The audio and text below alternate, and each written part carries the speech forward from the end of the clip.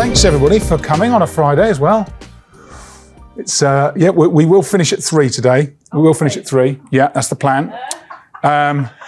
So that's the commitment. We'll finish at 3. Oliver has also kindly offered, if anybody, we can either do it at lunch or if anybody has got a bit of time at the end, if you would be prepared to like capture a testimonial for what you've found about the course, what's been most valuable, at some point, if anybody's up for that, please let us know and we'll kind of capture a short video. Nothing too strenuous or onerous, but just we'd love to do, because we just passed the halfway mark. So we'd love some comments on how you found it, what changes you've made, what impact you think it's making for your business as well. So no pressure, but if you would be prepared to do that today, I would be incredibly grateful. I don't mind doing it, Justin. Obviously, it's not going to work brilliant for me. I've been there, but maybe I'm in the office the week after next. So while I'm in the office and at work environment, I can get someone to record me and I can just send it to you if that's all right. Oh, if you don't mind, Stancy, that would be great. Yes, please. Thank you. Yeah, excellent. Thank you very much. Super. Okay, let me share my screen because I don't think you can see my screen yet, Stancy, can you? No. Not yet. I can see half of it behind you. Ah, of course. Yeah, hold on. So is that better? Yeah, perfect. Excellent. Okay. Super. Okay, good. So, little trick I learned from Nicola's boss actually. When you've got your digital pointer, when you're not using it, turn one of the batteries around so it doesn't drain itself. But then you've got to remember to turn it back on when you when you come back to using it. Okay. Yeah, that's it. Hold on a sec. Let me minimise that. Right. Okay. Oh, the pointer doesn't, but hopefully the slide turner bit works. But you're right, you can't get the infrared pointer to work on the slides, only on like a whiteboard or stuff. Okay, so 10:15 on a Friday morning. Just if you need a moment, because everybody's normally kind of racing between one thing and another. If you need a moment, just capture any thoughts, anything that's going on in your head. Feel free to take a note. If there's anything you need to follow up with, any conversations you need to have, anything that's just bubbling away, feel free to capture it. If not, take a moment to pause and just remind you of our beginner's mind principle. So today we're going to cover some interesting stuff around coaching. And we'll continue our program kind of roadmap. But if there's a kind of way to just prime yourself in advance, think, okay, today is all about knowledge. You're building on your knowledge, skills and experience and using the skills, knowledge and experience of people in the room. And some stuff is going to come up. It will land differently for each of us because it always does, because you're all dealing with slightly different situations in your business and in your teams. But just be open to the possibility. And, you know, this group are anyway, but I like to start with that because it also reminds me to do the same. Okay, contracting. So most important parts for us are confidentiality. So if we get into coaching situations today, hopefully you've all got something you've brought with you as a topic so that you can work with the other person to coach on. And the way that this will work when we get to this part, we'll probably do it from lunch, just after lunch onwards, is to brief the other person on the situation and then get the other person to act like the person you want to coach. So not to give you an easy time if the person you'll need to coaching doesn't give you an easy time. You see what I mean? So think about the situation and really use that as an opportunity for you to get the skills. And as you go through that situation, that conversation, if we'll talk about it later, but you can press the pause button. So you can say, oh, just give me a moment. I need to think about the next question. I need to think about how I handle that response or whatever. That's fine. But it gives you this kind of safe environment for coaching, especially around difficult conversations. And the more difficult the conversation you've got to coach around, the more important it is to feel prepared. We'll, as we normally do, we'll take plenty of breaks during the day. Whenever we feel like we need just a leg stretch and a bit of a recharge or a comfort break, we'll do that. And because today we're doing some coaching, Stancy will work out who goes with you. Maybe we'll probably, is your other room free all day? Yeah. So when Tim and you do that, maybe we'll put you in a different breakout room and you can perhaps go into that room and do it with Stancy in the separate room, if that works for you. And then I think we're an even number other than that, aren't we? Yeah, we are. Yeah. So, and even though you don't all have your accountability partners, we'll just, because Matt, you're with Iram, aren't you? Who else is missing? Ria's with Oliver. John. Oh, so there you go. So Matt will partner you with Nicola for today, if that's all right. Cool. Yeah, great. And we've got an agenda, so we'll stay on track. But ask if the stuff comes up as we're going through the content. Just feel free to stop me and ask questions as we go along.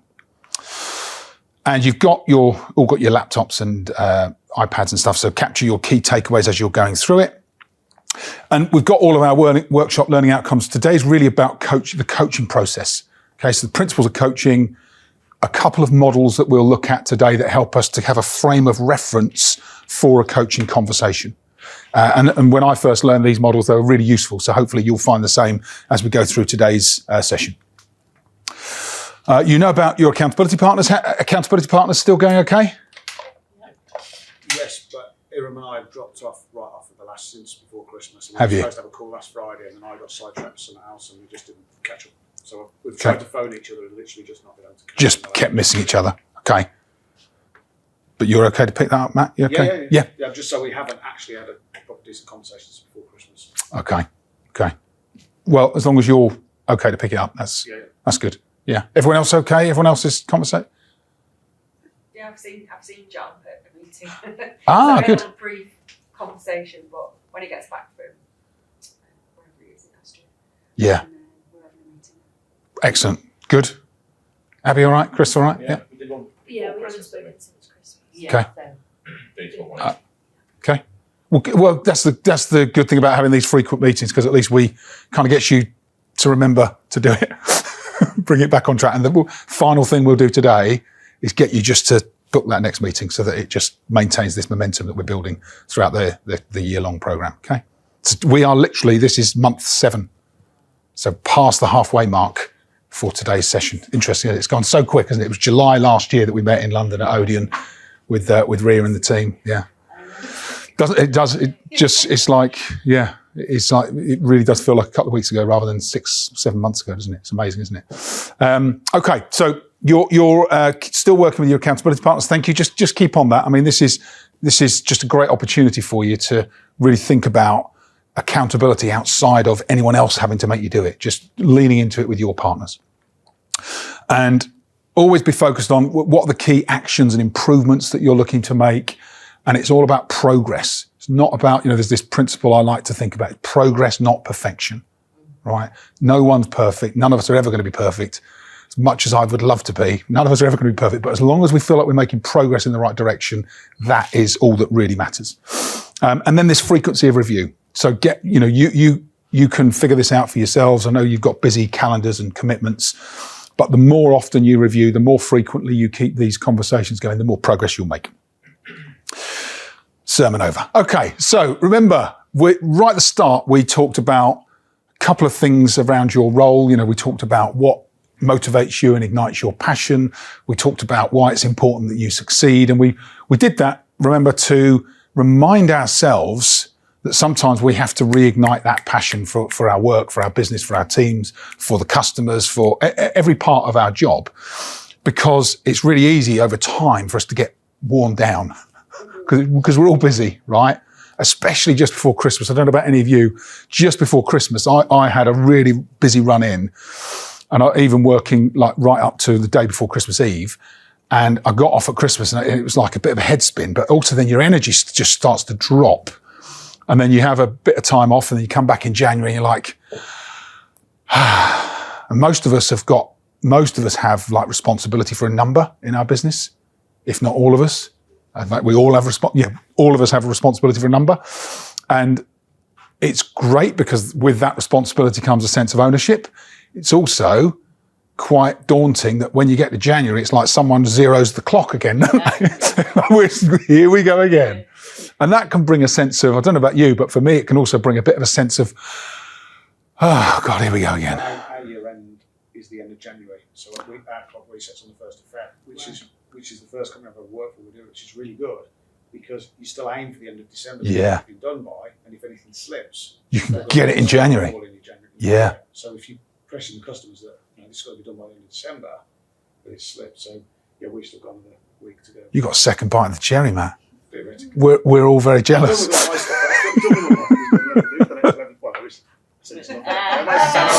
I've got nothing to do for the month. We've got to kick off in a couple of weeks, so it's like. You're going to go again then, yeah. So you've got that month delay that we've all had in January. You've got it covered in February. But there's something about that, and reminding ourselves. I have this conversation with myself on a regular basis because it's human nature that our energy goes up and down in waves. And then over time, your enthusiasm, engagement, and motivation goes up and down in waves, right? It's natural. So it happens to us, it happens to our teams. And as leaders of organizations, it's really important that we manage that energy, because if the minute we start to drop, our teams sense it. They're like, oh, what's wrong with Justin? He's off the boil, or he's not. And so managing that on a regular basis, there's nothing wrong with being authentic and saying, you know what, actually, yeah, it's difficult for us all at the moment, empathizing with your teams. But at some point, you've got to reestablish that energy, engagement, motivation, so that you bring the fire inside yourself so that you can then catch alight your team. Because that's what we do as leaders, right? It's like we're catching our team's energy alight. It becomes contagious. So we'll always start with this. It's a reminder to us, right? Let's reignite ourselves on a regular basis so that we catch the wave on the way down and bring it back up. Yeah. And I have to say, since Christmas, my first week back, I was like, sometimes you just feel a little bit, I don't know, disorientated, perhaps is the word. Where you're like, I've got loads to do, but it just feels a little bit out of sync and overwhelming. Yeah. So there's nothing wrong with that. In those situations, it's about regrouping, having a conversation with yourself, reminding that it's about repriming. It's getting clear on priorities. It's going back to, and this is a conversation, believe it or not, I had with myself like first week of January. I'm like, right, remember why you do it. Remember what it is you're trying to achieve. Remember who's counting on you. Remember, the impact you're making for your clients. Yeah, if I had that conversation over a course of a few days, and by the end of that first week back, I felt like I'd recharged myself. I didn't do it over Christmas because I didn't want to think too much about work. But we do have to bring ourselves back to this principle for lighting ourselves up from the inside out. It's really, I remember when I first learned this, and it became a bit of a cycle for me, and it's just really powerful. So I'll share that with you just from my own experiences. We have our toolkit. So you've been working through, hopefully you've had a chance to kind of continue to work through the toolkit documents. Today we will look at the coaching element. So we'll look at listening. And some of you who have done sales training programs with me before will remember the listening principles. We'll recap on those today, but through the lens of leadership, not through the lens of sales into customers. We'll then look at some questioning models, just a reminder to ourselves of the types of questions we could and should be asking that are more powerful with our teams. We'll then look at a couple of coaching models. Has anybody heard of or used the GROW model before? Some of you? So the GROW model is like the gold standard coaching model, super easy to remember, really nice flow through it, and a structure that you can use really effectively and start to implement almost immediately. So in your sessions this afternoon, you'll start to use the GROW model. Then there's a principle around coaching called solutions focused, which we'll talk about as a principle. So when you combine the GROW model, the structure, with the principles of solution focused, it really helps you you can effectively use a coaching approach to address and handle any situation that comes up. And it's just really, really fascinating. So we'll talk about the combination of those. And then there's another model that was developed after GROW called OSKAR. Both of these are mnemonics. So I'll show you the OSKAR model because sometimes that's a useful frame of reference. And that's where we're going to focus our time today. And there's lots of other things in here. I think we covered handling difficult conversations in our last day together as well. But if we want to go there, we can do that as well as a kind of structure that complements our coaching model. So this is today. Why would you use two different models? Which ones do you mean, Matt? You've got GROW model and OSKAR model. So what's the difference? Yeah, when we come to that, I'll tell you, the main difference is that from my experience of using both, that the OSKAR model has a point of the S is scaling. So it's quite interesting. So you might start with a conversation with your team and the scale says, so on a scale of 1 to 10, where are you with this today? And the team member might say, well, actually, this is a tough situation, I'm at a 5. And then you might say, okay, so where would we have to get to today for you to feel more confident to address this? And they might say, well, okay, if I could get to an 8 out of 10, I'd feel much more confident. Great. And so that is the big difference with OSKAR. So you use the scale, and then at the end of the conversation, you come back to, okay, so how do you feel about this situation now that we've gone through this conversation? And if the team member says 8, and you wanted to get to 8, so you feel confident to address it, yeah, great, and you move them on. So that's the big difference with OSKAR. It's that ability to use that scaling approach. And we'll talk through this as we go through those parts of today's session. Okay. Reminder about the online content. So all the stuff we're covering, all of these sessions, everything, all of the structure and the content, it's all available in these mini bite-sized chunks on your Focus Growth Academies. So log in using your email and password, access whenever you can get online. Okay. So feel free, after today, you might go, I just want to go back over the GROW model. There's a module called the GROW model.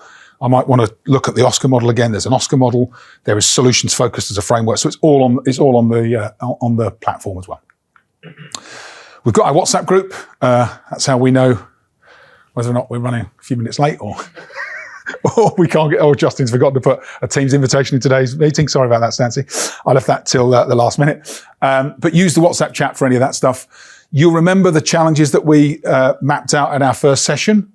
So 7 months in, it's interesting, isn't it? Because there's lots of stuff in here, right? Handling those times when we perhaps feel a little bit out of our depth.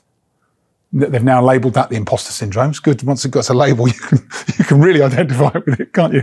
But we all have times where we feel a little bit out of our depth, right? And that's the point at which for a lot of us, we learn to swim. It's when you're out of your depth, you learn to handle that situation. We talked about team personality clashes. How do you handle arguments and resentment?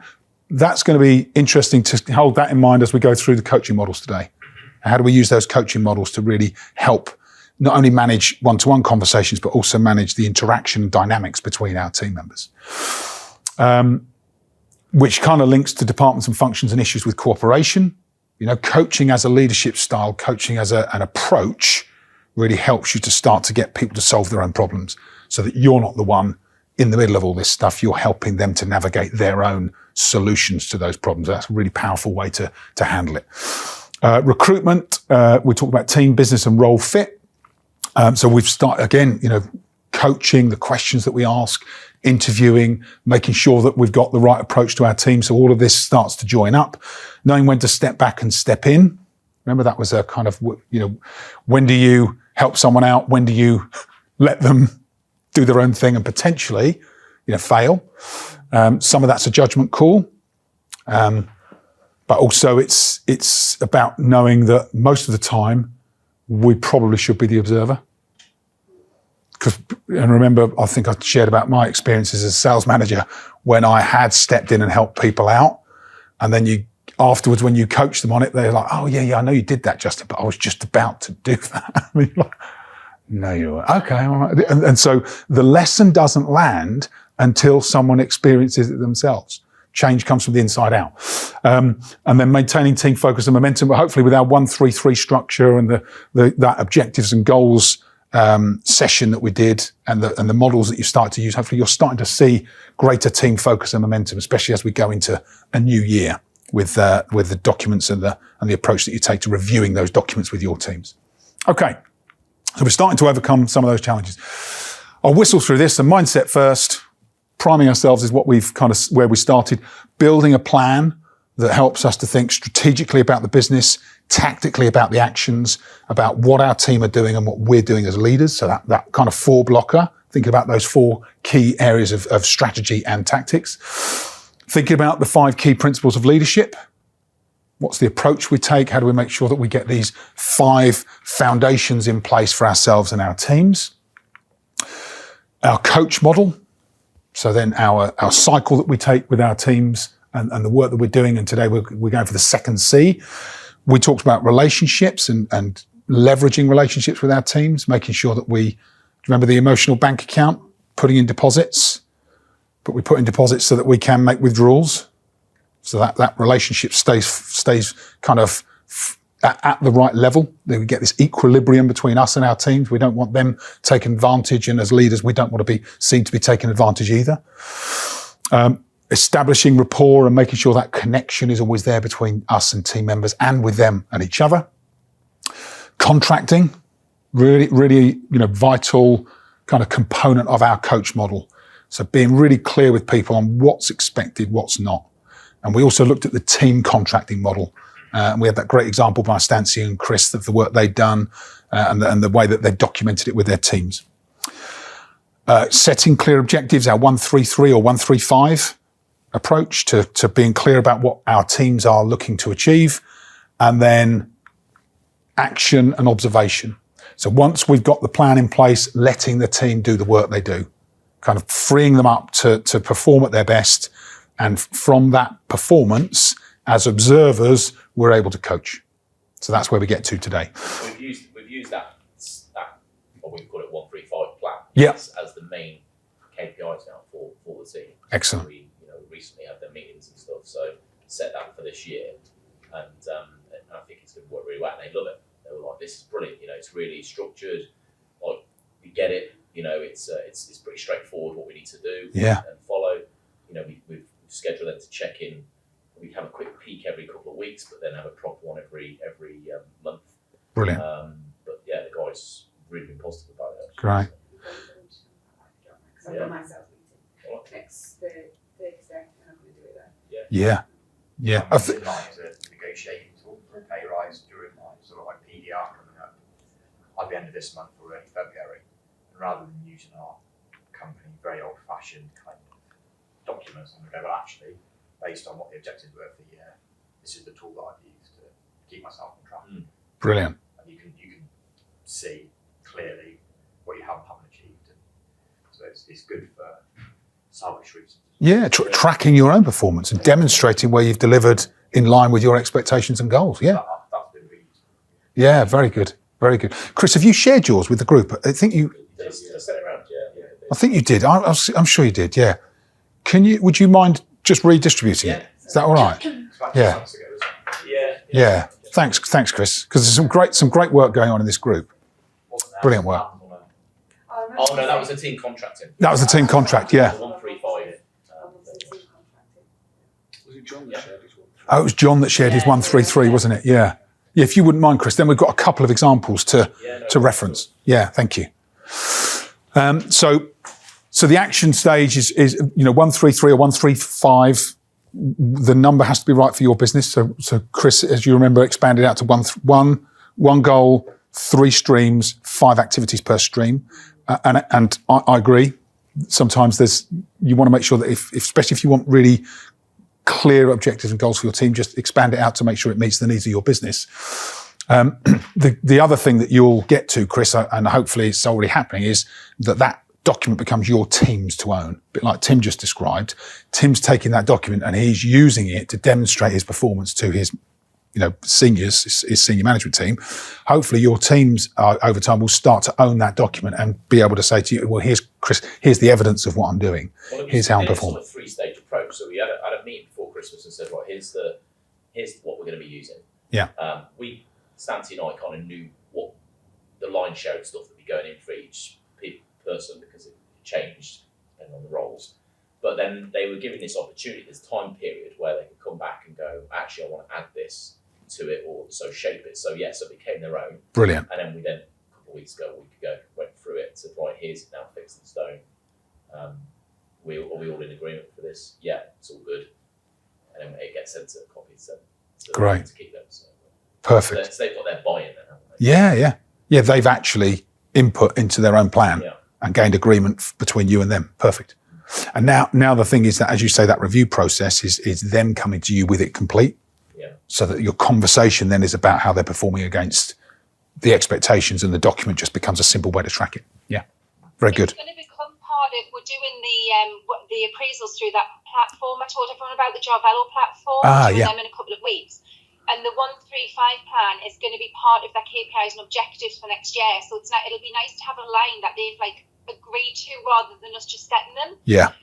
It'll be like a line on their sort of objectives, KPIs that they've sort of signed off and said, yeah, I agree to this. I'm going to work to meet this. And then, the other sort of KPIs will be sort of fairly standard, but it's nice to have them involved in that as well as part of their appraisal. And then obviously towards their bonus, the end of year bonus as well. Yeah, great. Yeah, great. And contracts incorporated into that as well. So in their sort of personal bit, it's the last point. It's like, everyone's got to adhere to the contract. We all signed up to it. Yeah. So we've got the sort of total agreement there. So yeah. You've joined up all the dots. Yes. Joined up all the dots. Yeah. Brilliant. Well, yeah, I'd love to see a copy of your 135. Thanks, Chris. That's great. Excellent. Good work, Chris. Good work, Stancy. Stancy, I'm going to move you to here because I don't know how easy it is for you to hear when the room speaks. Is that all right? Because you can see the screen in the background, can't you? Yeah, let me do that.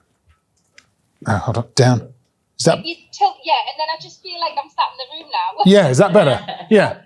Yeah, there you go. There you go. You don't want to be looking at my ugly mug all day. Right. Okay, perfect. Good. So coach, so our roadmap, action, coach. We'll talk about questioning and listening. We'll talk about coaching models. And then in the next session we're together, we'll kind of join it all up and look at this final stage around development planning. How do we start to have a conversation that gets the team thinking bigger about their future?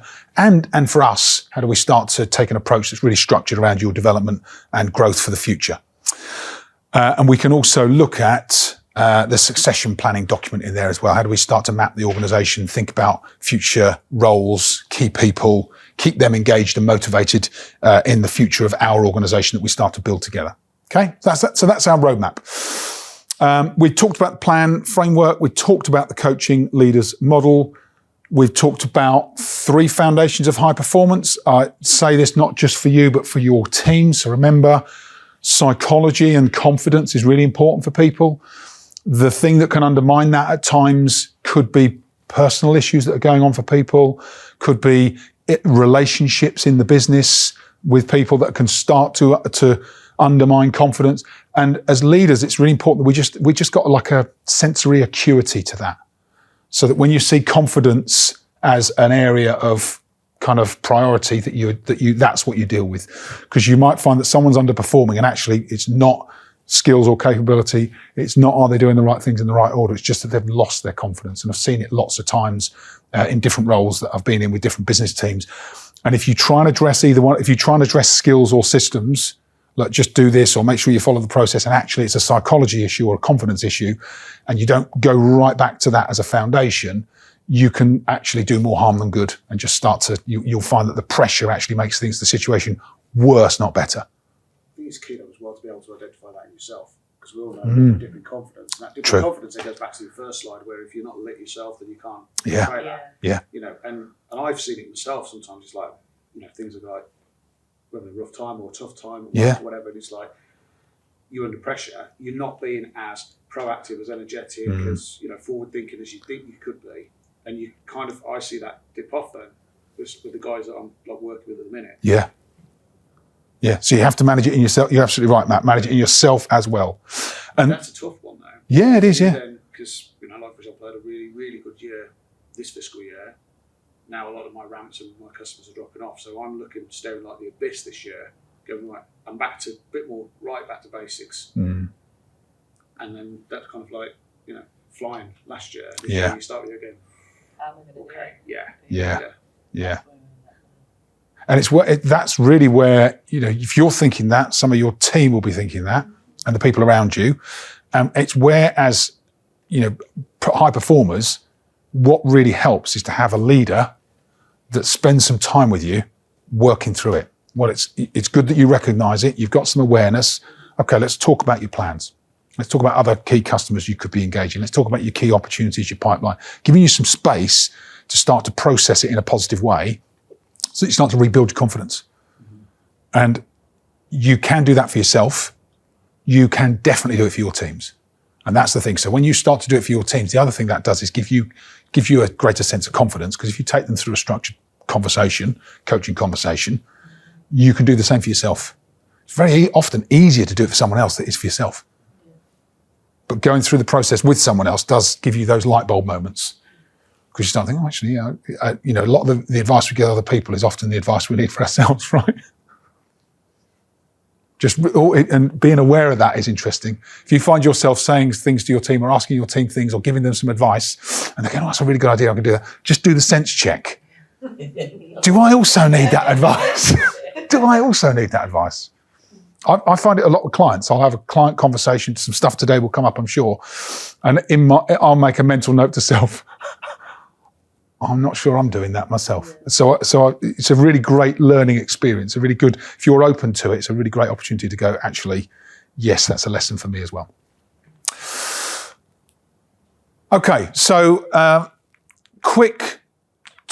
let me go back. Quick stop on feedback so far. So I'd love for you to just spend a bit of time thinking about, right, the action you've made, action and progress so far, how your accountability discussions are going, some of the challenges that we bring into each of these sessions and how you're progressing with those and overcoming those challenges. Are there emerging challenges right now that actually would be useful for us to kind of air and share today so that you can start to think about how you overcome them? There might be some situations, very often it's situations with our team. Very often it's situations with our team that are kind of predominant challenges for us. And there will be priorities, especially this time of year as you go into, a new calendar year, or next month as you go to a new calendar year. It will start to, there'll be priorities you think, I need to get a greater sense of these. So quick conversation with whoever's next to you. You don't need to do your accountability part, so whoever's next to you. And someone perhaps wants to pick up a conversation with Stancy. Who wants to pick up Stancy? Tim, do you want us to pick up Stancy? Yeah. If you sit, you're all right to come and sit. Tim's going to come and sit down here. I'm with the coat. I'll put it on. And then, so any of these things, you don't have to address all of them, but just some thinking about where you are coming into today's session. And then once you've done that, we'll have 10 minutes on this, just to have a discussion about where you are on it. Because this will help you to think about today's session and what you're going to cover, not just in the coaching, but also as part of the discussion today. Okay? Is that all right to wrap up now? Yeah. Yeah? Yeah, good. Yeah, I feel like I'm glad that you're going through this with me. Okay. Just the one thing. I'm just going to quickly Yeah. Okay, to wrap up?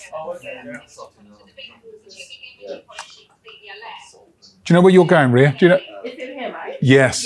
Yeah. There's what are you after? I might just get a little yeah. Oh, there you go, perfect. Water's in the jug thing. Yeah, there is a coffee machine as well, but Thank you. Help yourself. Thank you. Okay.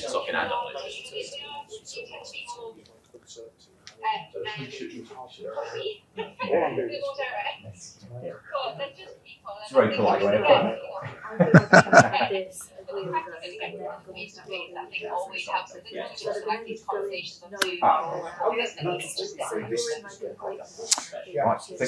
Okay, we'll take some feedback if that's all right. Well done. Thanks, Tim. Okay, so there'll be some themes that come up in your discussions because that's just the nature of what happens in these situations because you're all in leadership positions. There'll be some stuff that come up. So what came up in your discussions? What are the kind of key themes that you're looking to kind of work through this year? Priorities, stuff that's happening. What came up? We both found it was budget cuts and not enough staff. Yeah. Right. Resources problem. So, Right. we were saying that I feel quite, I don't feel so organised as normal because I can't really focus on taking the team through a year when I haven't got a full team and then I've got a team member who's going for a position that is internal because my counterpart is losing team members as well. So Okay. I think it's that 3 to 5 year gap where people have been there for that period of time and then they're starting thinking about what else is there, but that's just not good timing for me. So I feel like it's just a bit all over. Will you like requisitions to replace? Do you think? So we have one person that we're waiting for them to start. Unfortunately, our senior management team, they have to sign it off. And it's been with them since before Christmas. I think then it got lost in the file. So my boss has been chasing it up. So we should hopefully have her. We're meant to have a Monday starting. So if it's not Monday, it will definitely be the week after or the first week of Feb. So that will be great. But she's never worked in sales before. She's internal. She's coming from an operations point from our flagship cinema. And she's never worked in sales, but there's a hunger. There's something in there that I know can be nurtured. Yeah. To come out. Great. So that means a lot of time with her, which I'm absolutely fine to do because I've had that in my previous positions as well, where someone's taking the time to nurture me. But it's just timing. Everything's just shit timing. Yeah. Not the best. Yeah. I mean, similar, we've got a problem with staff at the moment. They've put a recruitment freeze globally again because of just in case there's a recession. They've halved all the marketing budgets. And we've got 2 product launches with huge targets to hit. I don't want my team overwhelmed because they've got such huge territories. Yeah. So its motivation is trying to Is there let an them element of, not leave. yeah, is there a risk that they look and go, that's just unachievable? Well, that's the Yeah. problem because that's how I felt. I really did. Yeah. Justin was saying, that's what I did at the beginning of January because I was like, don't want to fail. Yeah. I'm feeling now the only way to get a change in the business is to fail, and I'm not of that mindset to do that. But then, higher up in the chain, they're saying, well, you're still profitable, you're still hitting all your targets. Why do you need more staff? Because And everyone's burning working out. 40 hours. Yeah, 50 hours, exactly. 60 hours. And At which they're point all- do I hit 70 hours and go, And that's enough? this Yeah. is the problem. This is- Yeah. you've got the same, haven't you? My manager said yesterday that her boss actually said because the resource problem, he would rather us not hit budget and retain the team than actually hit budget and burn the team out and they all go and leave. That's good that your boss has So said that's that. her boss saying that. Yeah. So we're aware of it, So, but relaying that to the team, they just don't feel we care. But of course we care. We're just trying to balance it out somewhere. Just a curiosity, because obviously I've never been that, but how then do you balance that without a guy's going, oh, it's all right, I can slack off a little bit now because if we don't hit the numbers, that's what they want us to do. It's like getting that can't tell balance. them We're not telling You them that. can't I tell know, them no, that. you can't tell them that. No It's way. like, But then some of them can get overwhelmed and think, well, I can't hit that anyway, so I'm not going to try. Yeah. And that's why and that fine line really. Yeah. What we can do because we're thinking, well, why aren't we recruiting? What's the problem? And, Yeah. Because I can imagine that's quite tough because you can see that this is really hard to achieve. They get their numbers and God, that's unobtainable. You try and We do encourage it. them, Every day we get but in the background, you know that if we do fail, actually, that's probably not a bad thing because it sends a message through to the business. But Yeah. you can't tell them that because then they might go, okay, well, it I doesn't don't matter. want to fail. It's not in my mindset Yeah. at all. But Like, No. You told us all right if I only did 90% because we'd be all right about it. Whatever. Yeah. But then I've got the vultures circling. But They're you all circling. And because of the cream of the crop, I've got other companies coming in saying, right, we'll give them 25 grand over the basic extra. And I can't compete with that. wow. It is They're super going, competitive, they're isn't going it? to, it's ridiculous at the moment. Oh, So okay. that's Wow. what I'm making when That is what happens when you've got good team members. good team members and you're in a marketplace, and every marketplace is the same at the moment, where there is a shortage of talent. So where do you go for your talent? You other companies that are employing people of that caliber in the market. That tends to be that's the approach that people take. Okay, so some good challenges here. Some good challenges here. Thank you, Ria. Thank you, Nick. Oh, thanks. Sorry, I meant to do this. That's all right. That's all right. You get told off again. Can we do that in the break, or do you want people to do it now, Chris? Is that? Would you, What time's break? I was going to go in about 15 minutes. Yeah, that's fine. Oh, Is that all right? Yeah, but I'll take some feedback now, and then before we start anything else, we'll take a quick break. Yeah, that's all right. No, thanks, Chris. That's all right. So thank you, Ria. Thank you, Nicola. Anything else come up for you? We just want to get to a place where we can sort the team out, be able to plan, fine tune it. It's there, mine's certainly there, and I'm ready to get rolling. But I just kind of feel like the forefront right now is making sure my team are okay to an extent, because we do have hard targets to hit. And I know it sounds harsh, but I can't carry anyone. If you want to come on the journey, come on the journey. If you don't, then there's a choice you need to make. Make it quick. So, yeah.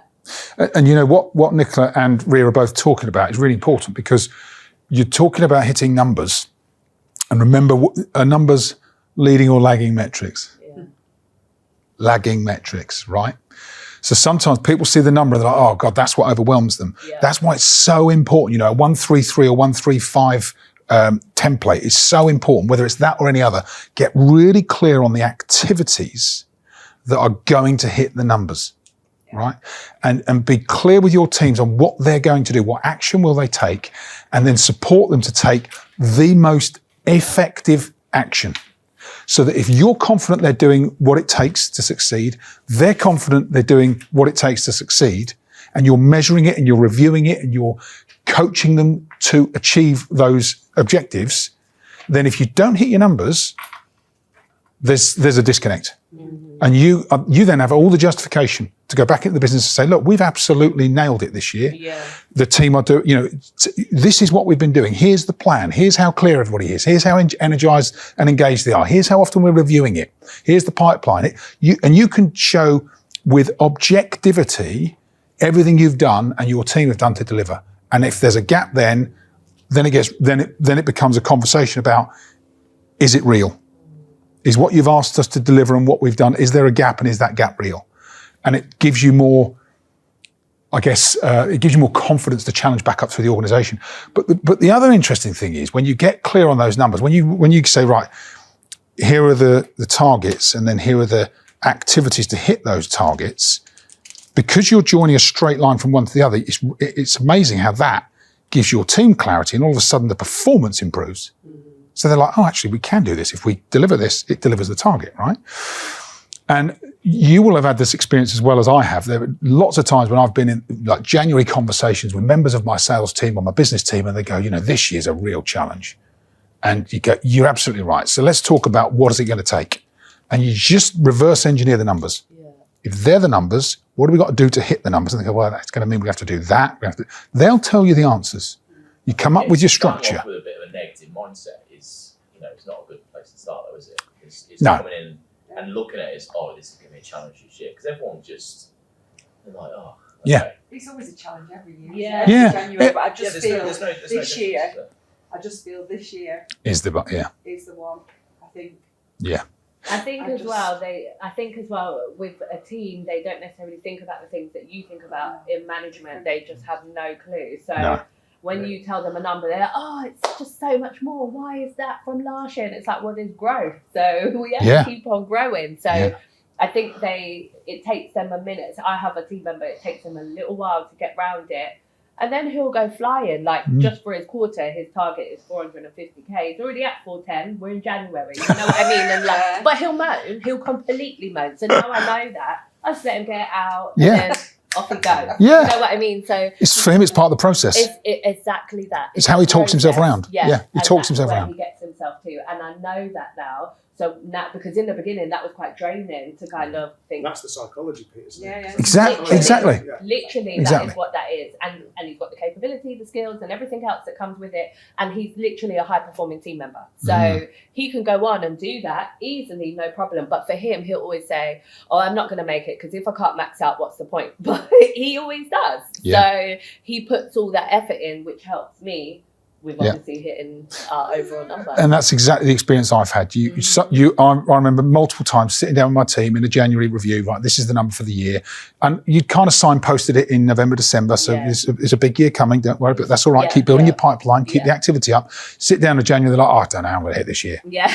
And our job as leaders is not to fall into the trap of arguing with them. Yeah. It's to go, do you know what? I can see your perspective. So let's just take a moment. Pause. Let's pause.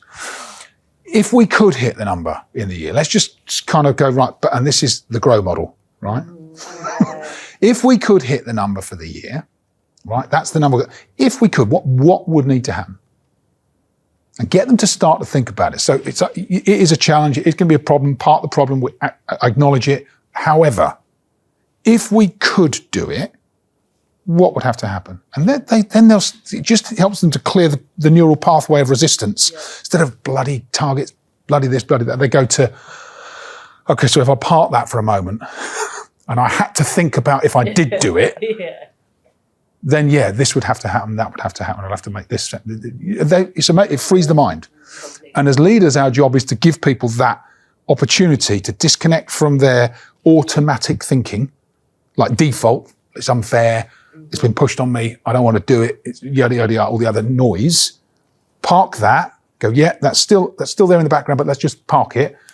What has to happen? And then we go to the grow model. So we'll talk about how we do that. As a manufacturer as well, because the team have got their own target, but we've also got dealers that we have to deal with. So there's the sort of the extra layer of target that goes on, because we've got expectations then of not only of our team, but then of your channel. Dealers. So they've got numbers as well. Yeah.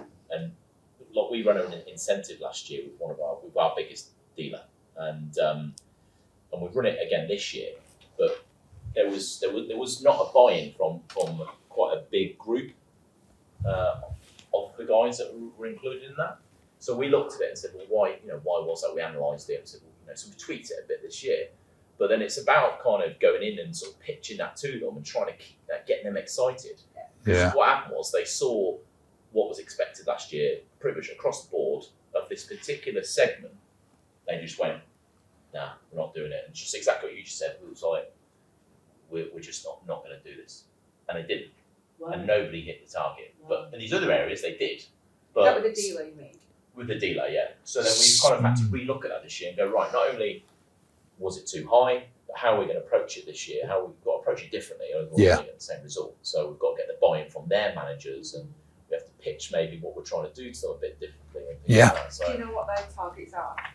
What's that? Do you know what the dealer targets 100%, are? 100%, yeah. But not only what we expect them as company, but for their company. For their company, yeah, we know. But what we did, sort of an approach I took last year was, all right, I don't believe it's too high, the target. So I went in there and I sat down with them and I said, right, how many people do you see a day? It was like 5 or 6, right? Okay, so you see 6 people a day, or 5 people a day, times a week, a month, and then I did it across the period of this incentive we were doing. So then I did a percentage on it. I said, if this percentage goes ahead and buys, you smashed your target, and it was like 2.5–3%.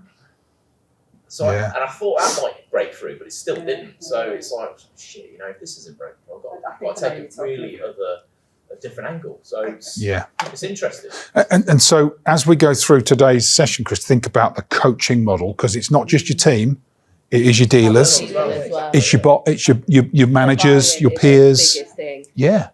You need that buy-in. Our buy-in is internal, but it's still the cinemas. If the cinemas don't do what we need them to do for the event is a mess, we have to refund. So it's completely about the buy-in. It just made me think about some of the previous role in QBRs as an individual contributor, because that's the mindset we're changing from being an individual now to being a leader. Yeah. All you're interested in, can I? Yeah. I know you've got the bigger team perspective in mind. Yeah. You want the team to succeed, still. but it's like, I want to do my best. Like you said, I don't want to fail. And I remember doing QBRs, and it's like, I've got a target. I know my target is for the year. It's kind of broken down into quarters, which will fluctuate depending on seasonal stuff and whatever. But you do QBRs, it's like, what's your commit? That's what the CRA says, what's your commit? Well, my commit is my target, surely, because that's what I've got to hit. Yeah. I'm realistically probably going to do 78% of it this quarter and try and make it up next quarter. Yeah. But it's that negative. That to me, what's your commit? It's basically saying, well, you can automatically start the bar lower because you're not going to stay. Oh well, I'm going to commit over what you've asked me to do. Yeah. Interesting. But remember what's going on there is when you think about, without going into too much detail, when you think about the way an organisation operates, sales is just one component, right? You've got operations, you've got, if you've got supply chain and manufacturing, you've got the whole S&OP process, sales and operational planning, which is about making sure that, factories are utilised, that people in different departments understand what the commitment is from sales so that they can deliver on it. So if you're going to be up, over or under, a lot of the time it's just about communication so that there's no surprises. And people would rather have an accurate number than be told they're going to hit, you miss, and then there's a load of extra capacity. Said, I'm not bothered about the golf terminals. I'm not bothered about the longest drive. I'm bothered about the nearest of him. Yeah, exactly. Yeah, exactly. And that is about the multiple functions in a business, understanding how they interact with each other and ensuring that they get the optimal efficiency out of the organisation. Because nobody wants, a load of stock hanging around or the opposite, not being able to fulfil commitments from customers or the organisation's commitment to customers. Interesting. So some good challenges. What else came up in your discussions? We've got some kind of resources, targets this year, handling channel distributors, those conversations.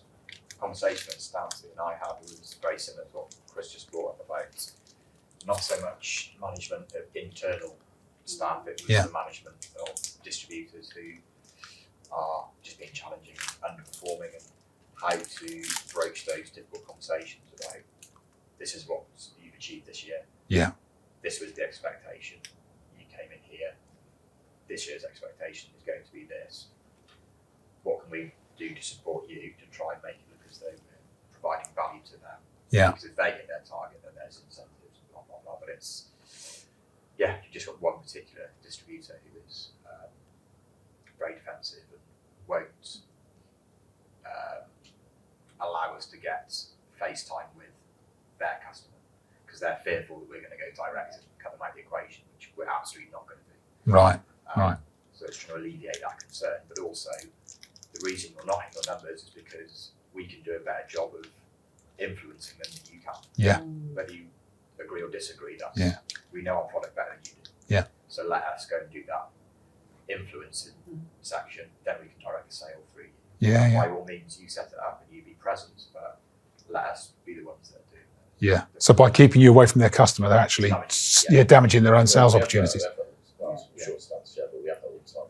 Yeah. And then it's not areas of their expertise. It's like, guys, just get us in front of the customer. Yeah. The business. Yeah. Literally doing nothing. For They're jack of all But trades, aren't They they? try and do it themselves, and sometimes they just mess it up or they don't do it because they're scared that we'll get involved. Not that we'll go direct, but it might be passed to a bigger player kind of thing, So Yeah. So it's constant. I suppose it's a trust thing, isn't it?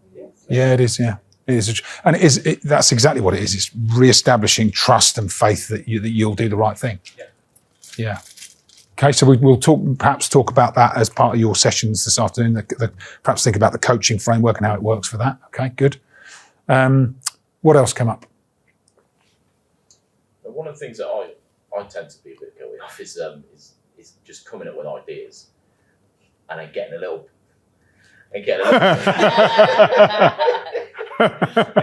bit excited, and then we both can be guilty of this. And Stancy has diagnosed both of us with ADHD last year, and so we'll come up with an idea and we'll kind of get a bit, or sometimes be me or both of us. We get a bit excited, and then literally like within a day, we've implemented it and rolled it out to the team. Wow. And they're just like, Where's this come from? what's going on here? What now? Yeah. What's around the corner next? So I suppose I've kind of got to keep it, not stop that sort of creative thinking, but it's more I just got to kind of sense check it a little bit more before I get a bit too giggly and like Giggly. and then it doesn't work, and then I'm like, right, okay, I'll pull that one back. Yeah. Until the next time. Kind of. Yeah. So my counterpart and I are quite like that. We're quite bad for that. We'll get in the room and we'll be like, do this, do that, and we'll try and make it land as quickly as possible without giving it any time to marinate or anything. So we know that about each other. So now we've decided for the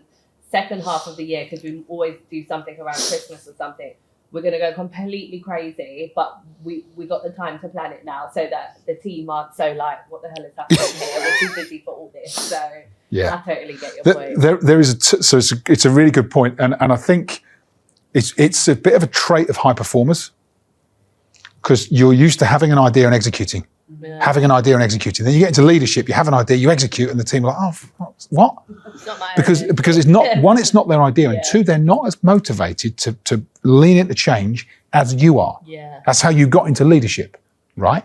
So it is a real, it's a real trait of high performers, a real trait of leaders. It's a trait of entrepreneurs, business owners. And one of the things that I've been learning, because I'm very similar, is there's a tool in our toolkit. There's a sheet on the toolkit called the delegation tool, or delegation planner, I think it is. And the whole idea of that, so learned that tool from an entrepreneur's course I'm on.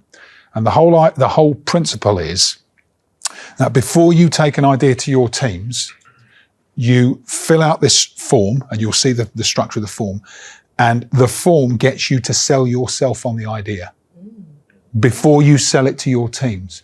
And if you go through the structure, it will help you to get really clear on what you're trying to do, why it's important, the key things that need to happen to make it work. And because it takes you about 15, 20 minutes to go through it, as you go through it, you either think, this is not going to work. It sounds like a marriage before you get your wife. It's a prenup. It's like a prenup, yeah. But it's a really useful tool because you either come out of it thinking, this is absolutely going to work, right? Or you get halfway through it and you think, I'm on to the next idea. It's almost like the pause, but it creates a bit of a gap between your enthusiasm and your rolling it out to the team. Can be really powerful. Quite funny, I used to share an office years ago, and I was in QA with a guy, and we were auditing reports and all sorts of stuff. And we said, right, we've got to sit in this office, while we're doing this mundane, boring stuff, we've got to come up with a business idea that's going to make us millions. And we'd sit there, and we'd be working away really quietly, and we'd go, got what? Then he'd come up with the idea, pitch it to me, and I'd literally rip it apart. And it happened the other way around. We just said, until we both agree on an idea, we're not doing it. Like that 5 years in the same office, just basically like that. and didn't come up with the idea, right? No, but it was good. It's good. Well, kind of break it down. You got that sound check or sense check with someone else. Yeah, it's good. Good. So that might help. That's all right. I think the key as well is letting, giving your team the freedom to come up with ideas as well. Yeah. And, Yeah. if it's a good one, implementing it. And, we want our team to really have sort of freedom of speech and no idea is a bad idea. And one of the things we'll do in the sales meeting, and what I like what you said earlier about, if we can hit this target, what would we have to do to make it, if we've got this target, what would we have to do to make it happen? Yeah. And one of the formats of our sales meeting in a couple of weeks, our kind of kick-off meeting, is to bring ideas to the table without the target, but actually, so our company's really good. They haven't said it yet. They're waiting to see how the first couple of months of certainly the first month of the year goes before they decide whether there's going to be an increase on last year or it's going to be the same or less. So they are being really good. But, at the end of the day, I want the team to be thinking growth because we always need to grow, don't we? So what I might do is actually put a growth percentage on myself and say, right, if this to be our target, what are we going to do to hit it? Yeah. And just give them the freedom to just discuss and thrash out ideas. And, any that are decent, then we will implement them. We don't just listen to ideas and not do it. So we show them that actually we do listen to what they think, we care about what they think, and good ideas are implemented as fast as mine and Chris's ideas might be. Yeah, very good. It's a good problem to have because we do work in an organisation like, obviously we're a big company, but locally here, we have a lot of control and we can move really quickly. Yeah. I mean, we've had a chat in the morning and by like 2:00 we've rolled something out, which is driven the guys in the office are absolutely potty. There you go again. But it's a great problem, but then you've got to be a bit disciplined with it, I suppose, and not you need a sounding board, don't you? Yeah, you just need to sense check it, make sure it's right. Your idea was it yesterday, Chris, or the day before? Yeah. I've already done half of it. I just need to finish it because I'm doing it so we can do it through a link. So I just need to Brilliant. finish it, and then it'll be like, right, guys, this is what you're going to start doing. I was thinking because a lot of the guys were like, "Oh, we've got to go out and do this training for the dealers," and they're just not getting it. And I'm like, "Right, okay." So I'm sort of thinking, I thought, how do we make this work for us? So I thought, well, let's just do this. But then, if we gather information while we're there, like email addresses, positions, and all that, it's direct marketing. It's gone for, isn't it? So let's make this work for us if we've got to do it anyway. Yeah. And then we get it into the system, and then it gives us a bit of a sort of platform and. And in my head, I'm like, yeah, this is great. Like, we're going to do this. Everyone's going to be bought in. We're going to do these forms. They're going to look great. They're going to be little check boxes and all this. Somebody worked it out in my head. And then I've just messaged Stance, and she came out and she was like, well, I just don't want to turn into like a big certificate, sort of exercise. And I was like, all right, we've got to keep a lid on that. Yeah. So, but the guys don't know anything about it, which is, I think is good. Because normally I'll just be like, get it out there. So sometimes you have to quell your own enthusiasm. Yeah. Okay, good. So we've got some good themes. These are things that are on your mind going into our session for the coaching. Anything else before we take a break? Anything else that came up? That we haven't covered. It might be covered by the themes, but anything else? That came up was when we were having a chat. So I was just, you were saying about being booked up till like November and things like that, you know. So it was more when things start ramping up, you get into the new year, you just had a mad end to the year, you have a bit of a break over Christmas, you come back and then suddenly, you know, events start dropping into the calendar and things, you know, targets start getting. I think we were just chatting about it's important to have that step back. Yeah. So give yourself that time and just so you can kind of just focus and, you know, take a breather and just gives you some clarity of what's going on. Because otherwise you can find yourself sort of galloping. Yeah, I agree. I think it's important to do that as well. Especially as leaders. Yeah. Because if you're in the weeds, you know, just through the volume of activities, if you don't give yourself that headspace, it's really difficult for your teams to get it because they need that from you. They need the clarity from you every now and then. You're absolutely right, Chris. And the best thing I've found is to schedule that time. Yeah. Schedule strategy time for yourself and keep it as sacred time. Because the other thing that's tempting to do is schedule it and then someone says, oh, we're really up to the wire. I see you've got that day, that strategy. Could you sacrifice that? And you have to be really disciplined to keep that time for yourself and say, sorry, that's booked. That's really crucial time. That's true. Do it for yourself. It's like a gift to yourself. A bit like today is, you know. This is time for you. Yeah. And I just sat in a hot tub last night at this hotel. Never do that ever. I just ordered room service to my room and stay there. And honestly, it's cleared my head beyond anything else that could have done it. Brilliant. Just that couple of hours. What hotel was that? It was the one, the Belfry, Cambridge. Oh, yeah, it's not. It wasn't like hot tub. Chris is like, where'd you get a hot tub? It was a jacuzzi in the hotel. It was great. Very nice. Guy's gardener. Yeah, he's not using it. He's not the hot tub showroom. Not a bad shout, actually. Very good. It'll be there by It'll be 2 like, o'clock. it's just my kitchen time, leave me alone. So time for strategy as well, right? Time for strategy. Yeah. Okay, good.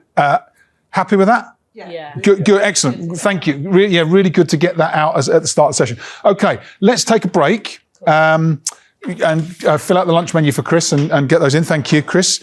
And then should we take, how long do we need? 10 minutes, all right? Yeah. Is that all right, Stance? 10 minutes? Yeah, brilliant. Okay, back in 10. Okay, so we're at this part of our model. So we've contracted with our teams. So we've got clear standards, got principles of behaviour.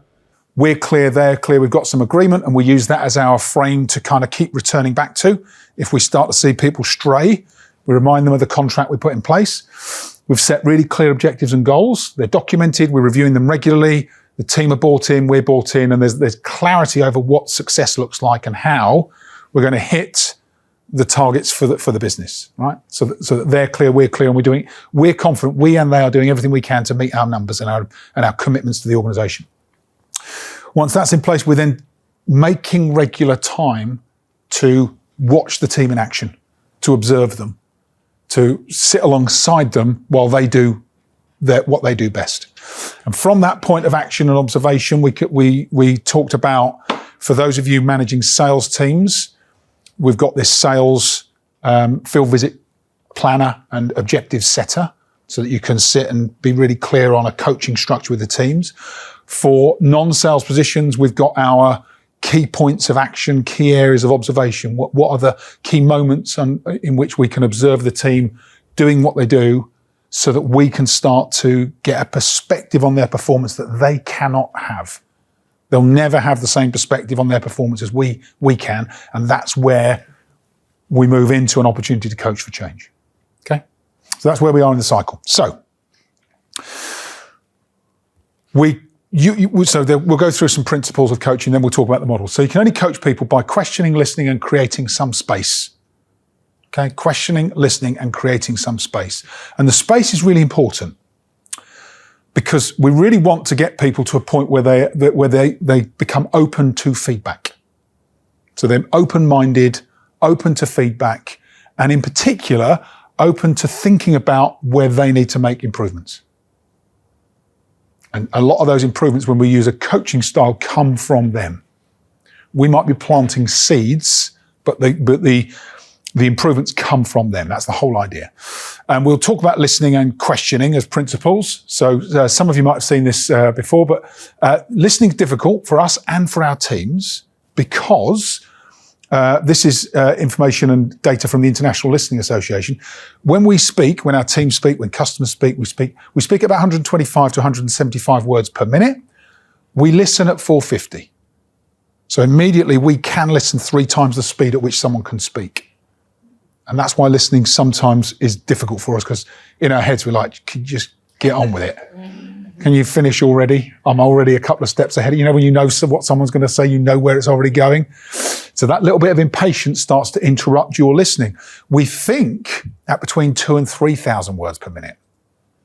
So all of a sudden you start to think about the disconnect between your team member or customer or peer or boss is talking, and you're so far ahead of them, it gets in the way of listening. And so what happens for most people is that you end up only absorbing somewhere between 17 and 25% of what you hear until you start to retrain yourself to listen more carefully. So this is kind of default mode for most people. Fun fact, number one reason marriages fail, apparently cited in courts, I'm not listened to. They're just not listening. So it's interesting, isn't it? So it plays out in a number of different ways. One of the kind of key components to getting in the way of us listening, as well as that natural difference between the speed at which we listen and the speed at which the brain processes, are the things that happen that are habitual behaviours that get in the way. So this isn't an exhaustive list, but us knowing what's coming, preparing to speak, having an agenda, making some assumptions and presuming things are going to happen. Sometimes, I don't know if this has happened to you, it happens to me more often than I'd like to admit. You know where it's going, so you end up kind of disconnected and think, what is for tea tonight? What will that first glass of wine taste like? Whatever it is, right? Distractions and other stuff going on, your own impatience. When you're sitting there in a conversation with someone and there's emails bouncing in, your boss has already made a demand on you, you've got this report to write, there's all these other things, and you're like, oh, can we just get on with it, right? Comparing, God, you're saying this, and yet the other members of the team are just getting on with it, right? So I'm not comparing in my head. Filtering out stuff, well, that's a load of bollocks. Judging what people say, multitasking, trying to do other stuff at the same time, maybe taking some notes, capturing stuff for yourself, even your self-talk. There's all this stuff that gets in the way. And the thing about these blocks to listening, once you become aware of them, you can start to manage them. So you will find that you have some common blocks to listening. You'll find that there might be some things you need to do to manage yourself in those conversations with team members. In your toolkit under the listening stage, we'll probably do all this together, so we won't do it now, but in a moment I'll get you just to fill out this 3 different elements to this. I'll get you to capture them all at the same time. So think about what gets in your way when you might be needing to tune into other people and listen. And sometimes it's about intent. So blocks to listening and what you need to do about them. We'll come to that in a moment. But there's also this principle of silence and creating silence. But what's interesting is that for a lot of people, we become conditioned to be uncomfortable with silence. So we fill it. So instead of creating silence, we fill it. But recognizing that the reason we do that is because we're uncomfortable helps you to change it. Okay? And it's useful for your teams as well. If your teams are dealing with customers, this reminder that the reason they're filling the silence when they should be creating silence is because they're uncomfortable. Recognize that it's because you're uncomfortable that you do it. So recognize that we're uncomfortable and then say, right, okay, in terms of managing it, that discomfort is just a feeling. So sometimes we have to just manage that discomfort and start to cultivate periods of silence. And it's really interesting, especially when you're coaching your teams we talk about creating space. We create space through silence. And once you start to cultivate periods of silence and you get comfortable with periods of silence, you'll be surprised at what starts to happen. Your teams will start to explore more, say more, think more, fill that space, commit more. It's really interesting. They reflect, they process, and they commit within the space that you create. And sometimes in a coaching type conversation, you need to do nothing more than just create some silence. You ask a question, the team member answers, in your mind you think, well, that's not really the full answer or what we need, and you just create some silence and they'll carry on. And it's really interesting because that allows them to process their own thoughts and the commitment that they need to make. And then in terms of listening, there are, when I first trained as a coach, so it's coming up for 5 years ago now, I went through this Association of Executive Coaching program, 6-month program on coaching. It's really interesting. They talked about, we use this model from by two co-authors called coactive coaching. Lots of different things in it. One of the things that was in it was this principle of the 3 levels of listening. And they talk about it in terms of having a coaching conversation with somebody and deepening your listening. And so understanding how it works intellectually is quite useful. So they talk about 3 levels. The first level is this is where most of us spend our time, is conversational listening, and it's internal. So we are listening to the other person, but in our minds, we're waiting to say what we've got to say, right?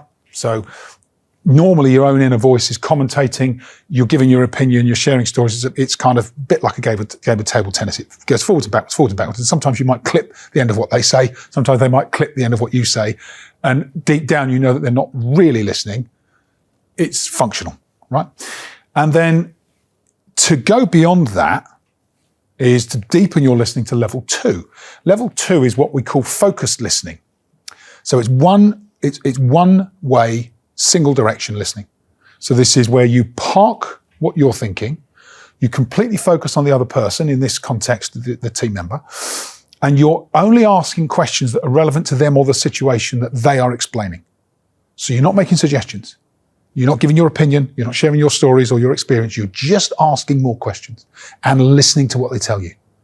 So the whole intent is just to listen to what they tell you. You're listening to truly deepen your understanding of their perspective of the situation. Even if it's completely different from your perspective, and very often it will be. But you're listening so that you get complete understanding. That's why they think this. That's where they are with this, right? And your questions or speaking is to clarify or reflect. So you're saying this. Yeah. Okay. Tell me a bit more about that.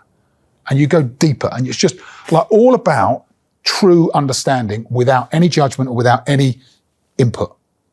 Okay. So that is level 2 focused listening.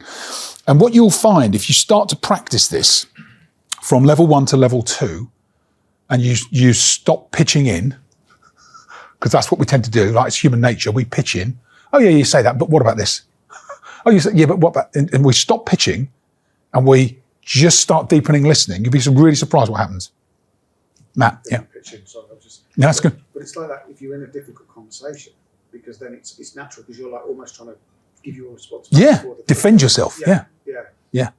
But just in those moments, ask more questions, listen more deeply, stay on their topic. You'll be really surprised at what happens, because you get a depth of understanding that starts to shift your thinking on it, and then your questions get better. We'll go to questioning next, but listening first, then questioning, okay? Do you think men are worse at doing that than women? What conversation? Well, it's an interesting... You've read Men Are From Mars, Women Are From Venus. I have, yeah. Yeah, there's a difference. Because men tend to, in that book, they tend to kind of want to try and solve the thing rather than just listening and being on board and processing it. You know, and like you said, asking questions with going that rather than trying to come up with a solution. Yeah. So there must be a sex thing in there as well, I think.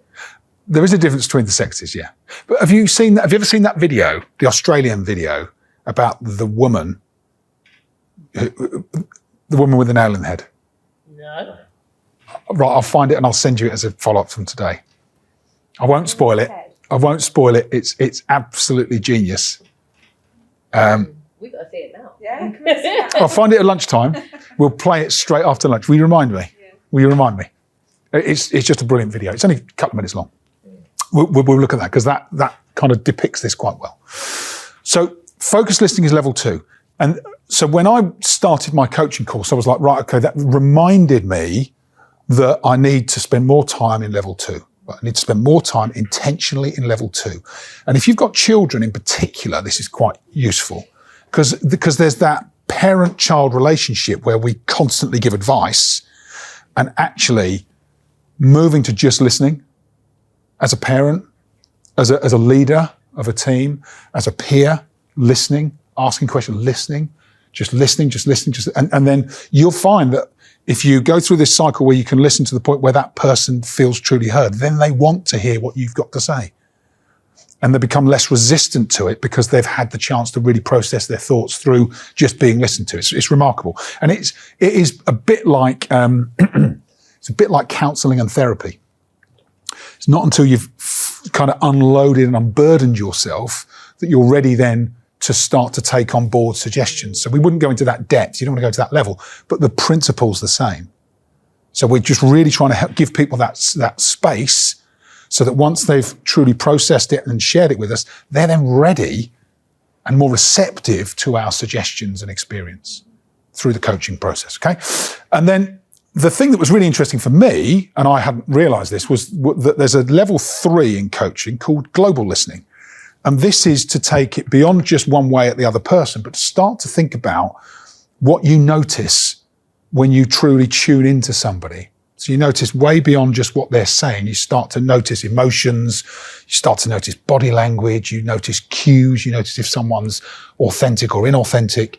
And when your intention is just to listen that deeply and think about getting to this level 3, it really does, you kind of tune into the other person. And you'll do this naturally with like family members, with really close friends, where there is no agenda and you genuinely do want to listen.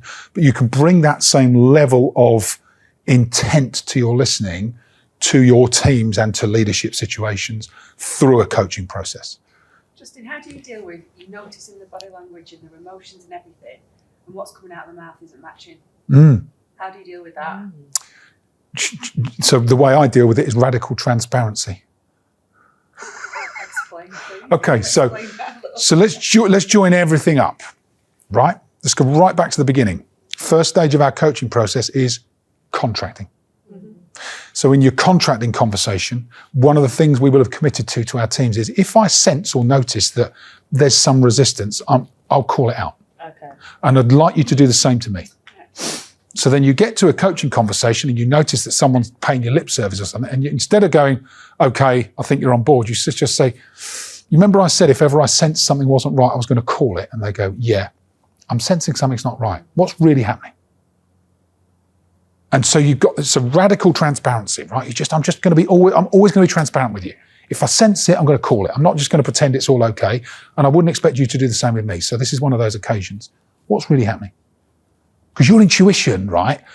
Your intuition is just as important as your intellect. When you sense something isn't right, when you sense resistance, you're absolutely on the money. Call it, but call it in the right way.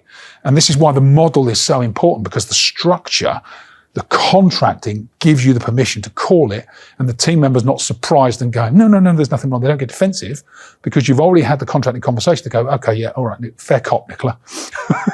Yeah, there is something. And then they just explain it. What I'm really thinking is, or actually we always go through this, I'm a bit skeptical, or I don't believe it, or whatever it is, right? And then once it's out, once they've said it, you can then discuss it, agree where you're going to go with it. And it might not be solved in one conversation. You might need to take some other action, and it might be something that you follow up with.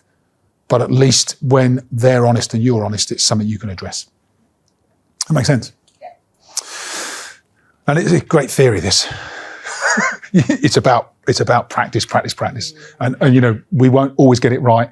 That's okay. Progress, not perfection. It does make you think about conversations. I'm thinking now, conversations I've had with previous managers and stuff. Yeah. I'm thinking, okay, yeah, you are just paying the lip service. There's no listening going on here at all. Yeah. You don't know really what I say. You just want to get the conversation done. Or the other managers that you think about that actually the ones where I've really been more successful and feel like I've had a manager or a coach and somebody that's supporting you. I'm just thinking about different conversations already. Yeah. Completely different, aren't they? Completely different. A great place to practice this, in our field, is when you're at shows. Yeah. You're there for 2 days, you're talking constantly to like rapid fire to different people all day long. And if you kind of giving this a little bit of headspace, it's pretty good because you can really, it's like a real intense sort of environment, isn't it? Yeah. This kind of thing. Yeah. Especially with the body language, you know, when you talk to customer and they zone out. I love putting like a massive pause in there. Yes. It makes me feel really comfortable. And then now I'm like back in the room and I start engaging. That's my little party piece. And when you reinstated, you go, welcome back. Welcome back. And the thing is, if that does happen, you've then got a bit of a leverage in the relationship. It's well, you know what? It's suddenly they're a lot more engaged. Yeah. So, It's a realisation for them that they're actually doing it. Yeah. Sorry, Stancy. Yeah, no, it's all right. I've just had just sort of an example on this actually. So in the past I've had sort of the same conversations over and over again with certain sort of people in the business, and then I have changed the way I've been gone into a meeting and thought, you know what, nothing's changing, what do I need to do? And I have actually really paid attention and changed the way that I've listened. And then by doing it, I've picked up on so much more and actually been able to have like another level of empathy for the person, whether I agree with the actions or not. It's given me another level of empathy to understand their point of view, like in depth. And then it's really interesting because then meetings you have from there, you understand them better, you understand the situations you're getting into better, and you can actually deal with it a lot better and sort of implement changes. And then, you then know if actually it's not something that you're doing or your organisation's doing, and it's actually something that this person needs to work on because you've actually took the time to really listen. I've had to sort of be in the situation where I've really had to change my listening. And I think one of them sort of stemmed from because I know we covered this a lot in the sales training, didn't we, Justin? Yes. Sort of from that listening training and the sales training, I was like, oh shit, okay, I don't listen. I get distracted. I have a lot of conversations with myself when I'm listening, and I need to stop that. Certainly with a couple of particular people in the business. Yeah, it's good. Yeah, thanks. It's great to hear your experience of going through it and developing it and what you've noticed. You're right. The other part of it is the empathy for the other person's situation. I had my previous manager. Anytime you'd have like your one-to-one, as an example, she would always be like, "Oh, hang on, I'm just almost going to finish. I've just got to type up something. I haven't finished." And then she'll ask you a question, and you'll be going, and then you just start doing that in the background. And after a while, you'd be like, well, this is kind of rude because you're not listening to me. And it wasn't just me personally, it was just her because she was constantly distracted and didn't know how to stop. So when I became a manager, that was always in my head that I never wanted to be how she was in terms of not like, being able to say, right, I'm all ears. You have my full attention. What's happening? So, and if I know, sometimes it's a bit crazy in the business and I might need to bring my phone in. I say, it's just because I'm waiting on Sean or something, so I might need a gap just to have that and then they're aware, so they might know that there might be a little something, but overall, I still do get distracted and sometimes I can get impatient because you find a lot of people who talk quite slowly as well. So, and I'm quite, right, I'm on to so I sometimes am like willing them to, but then I have to remember not to, get involved in just, it's definitely a learning process. Yeah. Definitely a learning process. Sometimes it is managing ourselves. Body language. Oh, you also get a bit of an edge as well. Yeah. Do you think that? Yeah. It just being more self-conscious can sometimes be a block to listening because you start to have this conversation in your head like, oh, do they notice that I'm feeling a little bit edgy or whatever, or impatient? So you do have to manage it in advance. The big thing is managing it in advance. If in advance you have this intention to deepen your listening, to ask better questions, to be empathetic, to understand the other person, that really does make the difference. If you go into that, I've found if I go into those situations and I haven't primed myself, I go on to autopilot. And then I'm not as attentive a listener. I disconnect. My phone might distract me or whatever. By setting an intention in advance of those important discussions, you can completely tune in. And very often that's all it takes is just, what we're doing now, becoming clearer about how we want to improve listening. I think introverts take longer to respond and process information. Yeah. So if you have an awareness of that, you know that you're going to have to give that person more time to process what's been discussed and then respond versus an extrovert which can just Yeah, off the bat. immediately Yeah. kind of respond. Yeah. Yeah. Knowing that those personality traits in your team, Yeah, that's makes a definitely helped difference. me. Yeah. So I know that I'm going to have to not go into default mode and be like you said, problem solver. Yeah. Like that. My wife always picks me up on it. She'll tell me something and she wants an emotional response from me. That sounds terrible. And I'm like, I'll tell you what, you could think about it. Blah, blah, blah. She's like, I don't want to solve that. just Listen. what I said. Yeah. Nail in the head. We'll come to that after lunch. Yeah. But you're absolutely right, Tim. That introvert extrovert difference in your teams is also important, because introverted people will need a bit more space to think things through. I can't remember what I've told you this in previous sessions, but I don't know if anybody's done insights training. Yeah, insights, the colours and the different personality profiles and types. And there were a couple of big light bulb moments for me. One of the big light bulb moments was that extroverted people think while they talk. The talking helps them think. I do that. Introverted people need silence and space to think. So they're completely opposite ways of processing and explaining information. And when you recognise that, you think, oh God, as an extrovert, if I keep talking as I'm thinking, the introvert must be thinking, what? Hold on, I just need you to shut up so I can process it. And so that difference is so important to recognise. We see it in Friday afternoon sales meeting. There's 20, 30 of us on a call. There is a certain group of people that every week are the ones to talk. Yeah. Nobody else gets a word in edgeways. But nobody manages that. Yeah. And I just think the people that don't say anything, they're not saying anything because they're not engaged, or they're not saying anything because they're just like, there's no point competing. Yeah. They're just going to say everything they're going to say anyway. Or I'm not going to be listened to because why, Yeah. It's interesting to... Yeah. And there's a couple of things. One is the facilitation of that, and the other is the coaching conversation with those team members out of the meeting to just say, could you create a bit of space for somebody else? Because what happens is some of those ones then will go to the smaller meetings we have, maybe like a European meeting, and moan like hell that, well, that's not right, you should have fed back in the meeting. I didn't like it. Yeah. But I couldn't get a word in edgeways. So we find sometimes in our sales team meeting that the introverts might email later on down the line or drop a Teams and say, oh, have you thought about this or have you thought about that, if we're talking about ideas or processes. And it will always be a great idea or something that we could easily apply, but they just would never pop up and say it in this kind It's of... probably too big a group.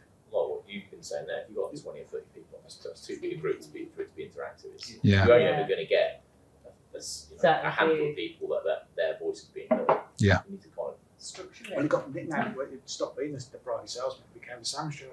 Because Sam was always the one. Oh, wow. And it was like, and then the chats are going, oh, here we go, the Sam show. It was a that's thing. Oh, wow. Yeah, that's when it's not working, isn't it? But, okay, so we've got our 3 levels of listening, and then final part to listening is active listening. So we talk about deepening listening, but then there is the principle of active listening. So repeating keywords that you hear the other person say, your team member says, acknowledges your listening, reinforces that you've understood what they're saying and what they need. And then at the end, really simple, I'm sure you're doing this anyway, a reminder to do it consistently, just summarise. Or better, get them to summarise. And then it forces, the summary forces you both to be more attentive and starts to improve your influence. Because the other person then, or you, just say, right, been a great conversation today, let's just summarise what we're going to do, what are the actions going forward. And that's really powerful, because you take you disseminate everything that's happened, bring it back to whatever it is, 3 or 4 points, and they go, yeah, we're committed. So active listening, which is kind of that demonstrating listening, and then summarising at the end. So if you need to, just a couple of minutes in your toolkits under the listening tab, you've got the 3 levels of listening, you've got blocks to listening, you've got active listening, and then summarising and checking. Just for you, what it is you need to capture that just helps you to remember the importance of listening. Okay? Okay. So whatever that is for you.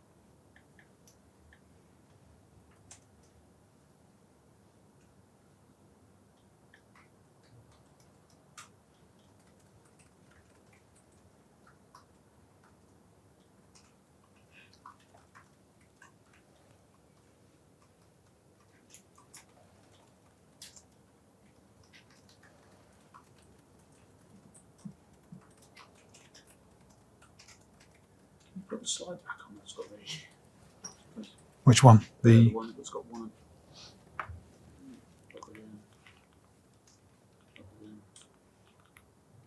So they're back to down. oh, Keep going. Keep going. That's it.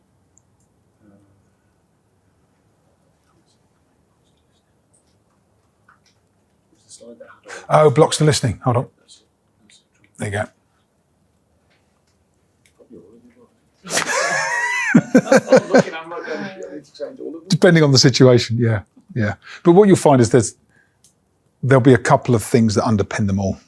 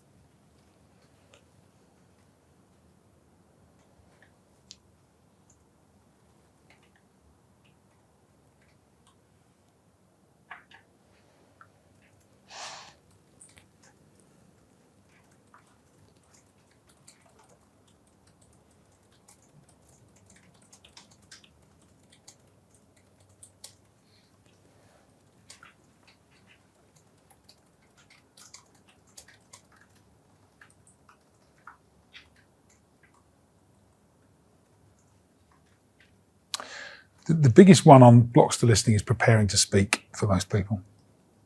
Put down number one. Yeah. And one of the things I remember learning that, it wasn't the first time I learned it on my executive coaching course, right? I remember learning it and thinking, right, actually, I can't remember who taught us to do it. It was someone running a course said to create an intention that in every important conversation you have where you want to reduce your propensity to prepare to speak, to intentionally put a 2 or 3 second pause between when someone's finished and you start talking. So someone finishes, like completely finishes talking, and you acknowledge it, wait. You don't, over time you won't have to keep counting, but you might go 1, 2, 3, then start talking. And I've noticed after I did that people started to tell me more. You got the sense that they really thought and felt that you were listening, because you didn't immediately go, yeah, and as soon as they finished. We're talking about also that little space. Because we were saying directors do that a lot. If you noticed, a lot of people in director and board level, they always pause before they speak. Yeah. What is that? I'm probably conscious of this. Being conscious of it. It's the ice cream. Yeah. cones. Conscious of it, They've yeah. run out. That's what they've made a sign if they've run out. Yeah, don't bother going. I went to a talk a couple of months back, just before Christmas, and this guy was talking, and it was like a panel conversation, and his talk was literally the best of the day because he put in these long pauses, and what he was saying landed just perfectly to everyone, that when he started talking again, we were so intrigued and involved and ready for the next thing that when he paused again, I think we really was able to soak it in. He was a brilliant speaker, very good speaker, and everyone came. Sometimes you might, like today, for example, you'll get different things out of what Justin says, but I felt like when we all came out, we all got the same thing. It was the same topic because we were so totally engaged. So I think the pauses, I'm not good at silence, so but the pauses are really powerful. I think they're very powerful. When we were talking at the start, we covered what we talked about. We've got quite different personalities, and you've done a lot more listen, take on board.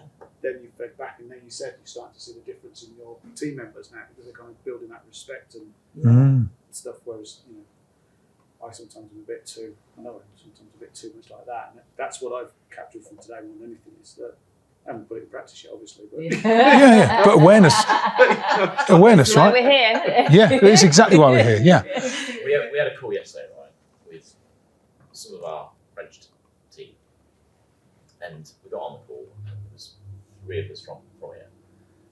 and the guy that was doing it was just waffling. And we haven't had a contract that I can kind of, go. But I could feel myself getting really irritated by it. Because it just wasn't getting to the point. And he was sort of put off our bit of the meeting, going, we'll just do another one for the UK. And I was just feeling myself getting really irritated. And then I had to stop it. And I was like, I literally don't, with all due respect, I'm not trying to be rude. I was like, I don't know what you're talking about, kind of thing. Because I didn't. I didn't know what the meeting was about. Wow. And, but it was one of those ones, where it was sort of knowing how to handle that really. So would you just let it kind of go on and on and on and on, or would you kind of just step in there politely? Yeah. Just sort of. Well, if you're thinking it, other people are thinking it. Of course. Well, they were. Yeah. So then we quite stepped in, and I've got a terrible thing where people always tell how sort of ping pong base, and I think I'm really hiding it really well, but I totally don't. And Marianne was like, I could see it all over. Really got to work on that. But it's so you're going to get situations like that, I suppose, as well, where you're talking to somebody and they're not kind of getting to the point, or So how do you handle that situation? So that, I guess, is in a meeting like that, I'd go right back to contracting, which is to have clear expectations of interactions like that. So to say, whether it's meeting etiquette or I can't remember there was someone, I think it might have been Jack Welsh, who refused to attend a meeting if there wasn't a clear objective, clear structure to the meeting, an outcome that you're trying to achieve, and an explanation of why it was relevant to him. If you couldn't give him those 4 things in advance of a meeting, he didn't show. If you turned up at a meeting and it was just, we're here to discuss this broad topic, he was like, no, I'm not. But I do get that. Time is so important. And you don't want to waste your time just having a chat when there's so much other things you can be doing. So there is something about so you've now had that experience with that person. Now learn. Right, in advance of any meeting with that person, I will make sure, whether you do it by email or a quick conversation beforehand, to say, based on previous meetings, I'd like to help you to get really clear on what it is we're trying to cover in that meeting. What outcome are we going for? How is it relevant to everyone in the meeting? So that you start to help him or her to actually start to self-manage better in that situation. And to do it outside of the meeting. So if you do it in the meeting, it can be a bit exposing and you'll meet resistance. To do it outside of the meeting in advance of the next meeting can be quite powerful, because you say, look, I've got your best interests at heart here. In that last meeting, it felt, as you know, because I voiced it, that this was, it didn't feel relevant, or we didn't understand what was happening. It felt like it could have been, using a lot of time that could be better spent elsewhere. Actually, in future, can you get this and this in place before inviting us to meetings? I don't ever go into a dealer meeting now without an agenda and without sending it to them in advance of the meeting. And I actually got into a meeting on what day was it? Tuesday, Wednesday, and one of the people in the meeting said, "So what's the agenda?" And I was like, "Well, if you've read your email that I sent to you, the meeting was." Yeah, puts you in the driving seat. Brilliant, isn't it? Brilliant. Absolutely. Yeah. Very good. Very good. Okay. All right. Happy to so that's questioning. Sorry, that's listening. Now let's go on to questioning. So let me skip forward. So we cover listening first, obviously, because we want to make sure that we're listening before we ask questions. But then we want to think about the type of questions that we ask. So coaching stage of our process is vital. This is all about slowing down. We talked about listening and remembering everything we need to know about how to influence and persuade people is in them. It's in their own head. And the way we get it out is through questioning and listening. So we're listening. Some of you, this will be a good reminder for some of you. For others, it might be a new distinction. So we have to know the different types of questions and when we use them. So there's 3 types of questions that we use in coaching. Open questions, which get people talking. Closed questions, which stop people talking. Get them to commit one way or the other, yes or no, right? And then there are probing questions, where we might have asked an open question, we haven't got what we want, so we have to go deeper in that same area, okay? And open questions, you'll all have heard of the kind of actually, I think it was on that last slide. Yeah. What, how, where, when, why, which are all open questions, but actually the most effective way to ask an open question is just to remember what or how. So if you want to get someone talking, just ask what or how, and they will start talking. I always ask the why question with caution, because most of us are kind of hardwired to be defensive in the face of a why question. So if you're having a conversation with your team and you say, why did you do that? You will prompt defensiveness. Well, it wasn't as simple as you think, or, well, it was a good reason for it, or you didn't understand the situation. So you prompt defensiveness without realizing it. It'll be the same with customers. It's the same with anybody you're talking to. So you can always change your why question to a what or how question. Okay. So what happened to cause that? Or what was going on when the situation happened? Or whatever it is, right? Or how did you come to that?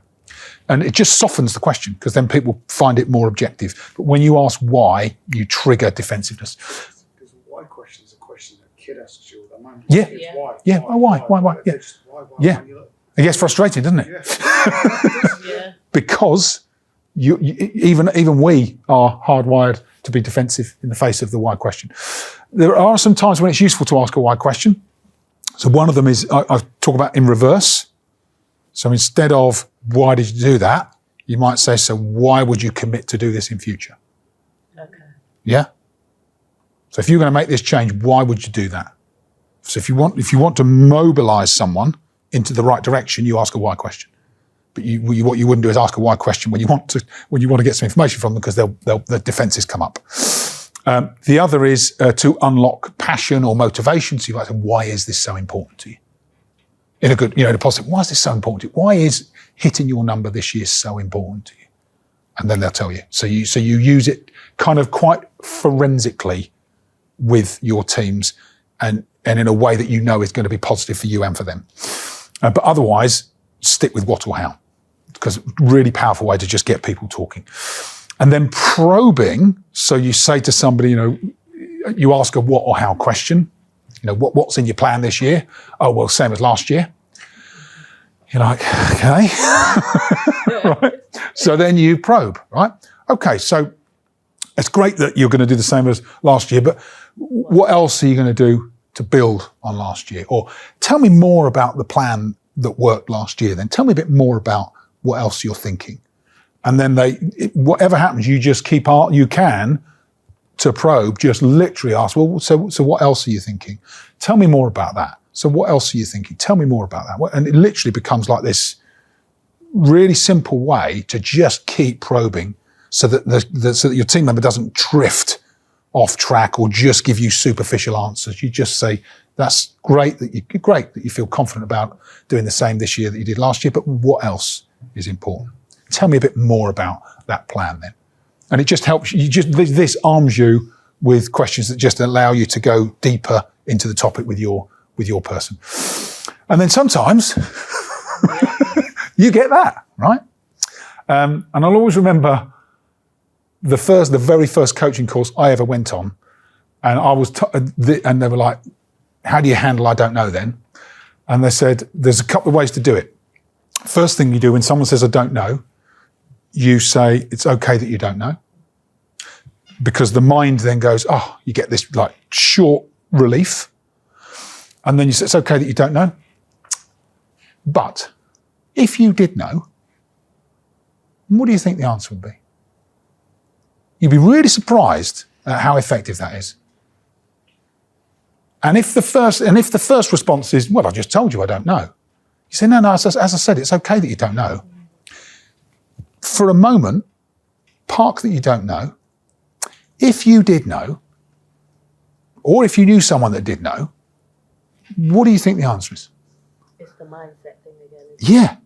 It's also your mindset to not answer the question. Yeah. To not give them the shortcut. Yeah.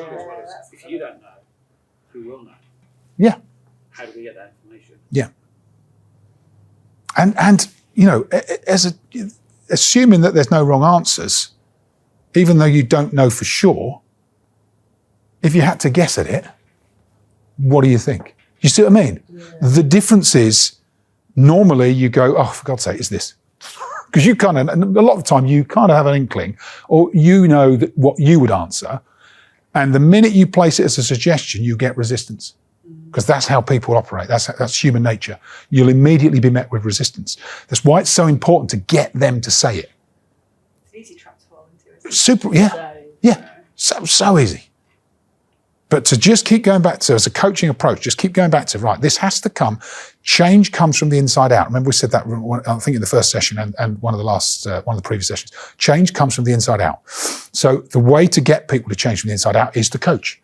And when they say, I don't know, or you get a little bit of resistance, recognize it for what it is. It's a bit of resistance, no problem. Rather than meet that resistance with suggestions and direction, I'm going to keep coaching. And then you'll draw it from people. And remember, this isn't just important in the short term, it's important in the long term. Because if someone thinks every time they say, I don't know, you'll give them the answer, they'll keep saying, I don't know. If someone thinks every time I say, I don't know, you say, it's okay that you don't know, but if you did know, or they push you, or they press you for an answer, you start to think, they're not just taking my bullshit, smoke screen every time. I'm going to have to actually tune in. And you set a different expectation in the conversation, and people start to think for themselves. And you'll be surprised, over time, your teams will start to think for themselves more and more and more. And it really does help in that shift from you having to have all the bloody answers all the time to them actually accepting responsibility for contributing and starting to think differently, coming up with some ideas, spreads the load. They become more solution-based. Yeah, they do. Much more. They do. But they won't do it without your prompting. And this is such a common situation, you know, especially if you've got longer serving members of your team who throw this up as well, you know, we tried a lot of stuff, so I just don't know. It's okay that you don't know. Don't give me answers. If you did know, or if you had to have a stab at it, and you will have to manage yourself through this as well. Because it's really tempting to just go, stop being resistant. Yeah, you know the bloody answer. Yeah. You could at least come up with something. I haven't got time for this.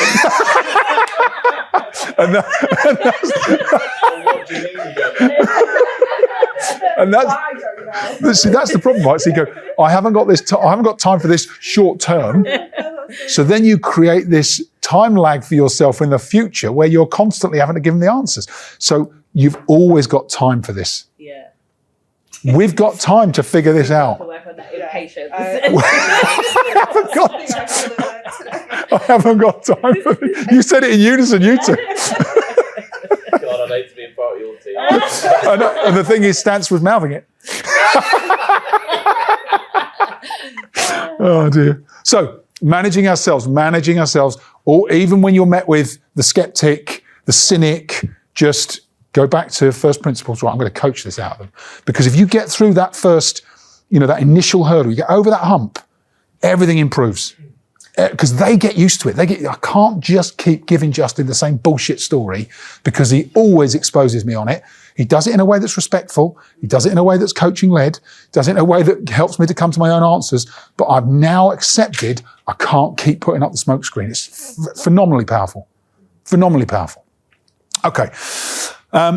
And then we go models, right? So that's questioning principles. We'll look at models, then we'll go for lunch, and then we'll start with some practice after lunch. So questioning and listening. Grow model, I said it was the gold standard. It was originally in the book Coaching for Performance by Sir John Whitmore. And that was where it kind of hit sports, it hit business, it hit lots of different elements. The whole idea is you park yourself, you focus on the other person, the team member only. You make sure that you've got rapport, relationship, and trust is built. So you can't really coach people without rapport, the relationship, and trust, because people won't give you the truth. They won't give you their authentic answers. You've got to slow down and create some space. We want the other person to start to expand their thinking, right? So there's this, when people get stressed, they go into fight, flight, or freeze mode.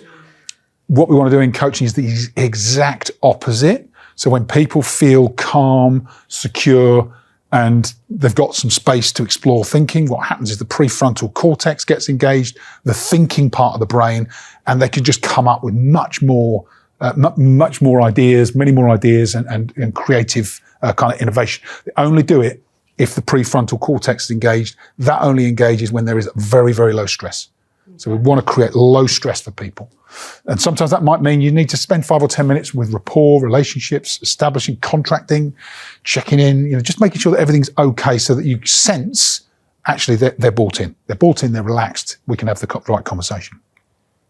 And then, of course, it's all about questioning, listening, and when you've got all of this in place, you can challenge in a positive way. So people will accept the challenge when all of the structure's in place. And we trust intuition and experience to guide our questioning. And so the GROW model is 4 stages, and the word is a mnemonic for each stage. So the G, we start with the goal. Okay, so you might have framed the conversation. We're going to have a coaching conversation today about your plans for 2023 or a specific situation. And what I'm going to do is take a coaching-led approach. So the idea is I'll ask you some questions. Those questions are really going to help you just get clear on what are the key components of that plan? How does that sound? The other person says, yes. Okay, let's start at the beginning. What is it you're trying to achieve? Right, so the G is the goal. Then we go to reality, and I'll show you some questions in a moment. Then we talk about the options that are available. Then we talk about what will they do. Okay. Right, so you can imagine this will stick in your subconscious really quickly. Goal, reality, options, will. And here's the structure. So some examples of questions. So what is the goal you're trying to achieve? They might say, right, I've got the sales target, I've got a pipeline, da, da, da. Okay, but for you, what's the ideal outcome? And that they might expand on that. So, well, I just want to be confident that I know which customers I'm going to talk to, which accounts I'm going after, which partners I'm working with, yada, yada, yada. But you go, so goal, then ideal outcome. And if you think about like this year, if you were going to really hit the highest levels of performance, what does that look like for you? What does that mean to you? Really high performing. So lots of different, and there's loads of ways you can ask this question. But what we want to do in the first instance, when you're having a coaching conversation, normally someone's going to be stuck in a problem, or they'll be in a position of, like defensiveness or resistance. The antidote to the resistance, once you've connected with them, once you've given them some space, you've expanded their thinking, move them from the situation to part of the situation. What do you want? What's the goal? What are you trying to achieve? And most people don't start there. They start with what's the current situation? And when you're steeped in the current situation, it's really difficult to see the outcome. So we reverse that by starting with the outcome. So goal first. Once you've set the goal, or they've set the goal, once they've set the goal and the ideal outcome and described what high performance, there'll be this kind of elevation in their energy because they've started to think about achieving what they want to achieve. They've set a vision for it. It's at that point, once they're clear on that, so then you get clear on that, you summarize it together. So this is what we're looking for. This is what we're aiming for. Yes. Once that's clear, then you say, okay, brilliant. It's great that we're clear on that. So where are you now? What's the current situation? What have you tried so far? What's worked for you? Okay, what's been a challenge? What could you have tried that you haven't tried? So you just want to get to the point where they're like, goal first, then they come back to reality, describe the reality, and once that's clear, then we move to the next stage, which is, okay, options. So we start to think creatively. So what options are open to you?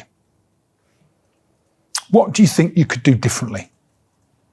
What would you do actually if you were guaranteed to succeed this year? If you absolutely knew you'd nailed it, what do you think, how would that change the way you operate? What would you do differently if you knew you were guaranteed to succeed? What do you think a high performer would do? Whoever you're talking to, if it was like number one in the company, what do you think they would do? Or number one in the marketplace, what do you think they would do? And all of a sudden, people start to shift their thinking because you could say, if you had, it's a bit of an age-old question. If you had a magic wand, what would you do? There was years ago, there was this article about Virgin Atlantic when they went through a similar exercise, and they were like, the option stage, they asked a number of people in their organization, what's one idea that would get you fired? Wow. They came up with all sorts of stuff. And the thing that one of the big ideas was to bring escorts onto the flight for first class people. Right? So you come on with an escort, male or female, right? So they weren't discriminatory. And then, of course, that would get you fired, right? Yeah. So that went from there to, actually, we'll offer some like massage services in first class lounge. They probably never would have got to that without the idea of escorts. So sometimes you have to stretch the thinking to come back a stage to something that will work. And that's the whole idea of the option stage. Oh, They were God. doing that's terrible. Yeah. What's that? Taking escorts and prostitutes to their Christmas parties, even when they were married and everything. Wow. And that was acceptable. Yeah. I mean, how bad's that? That's a values problem, that is. Oh, that's serious. That is a values problem.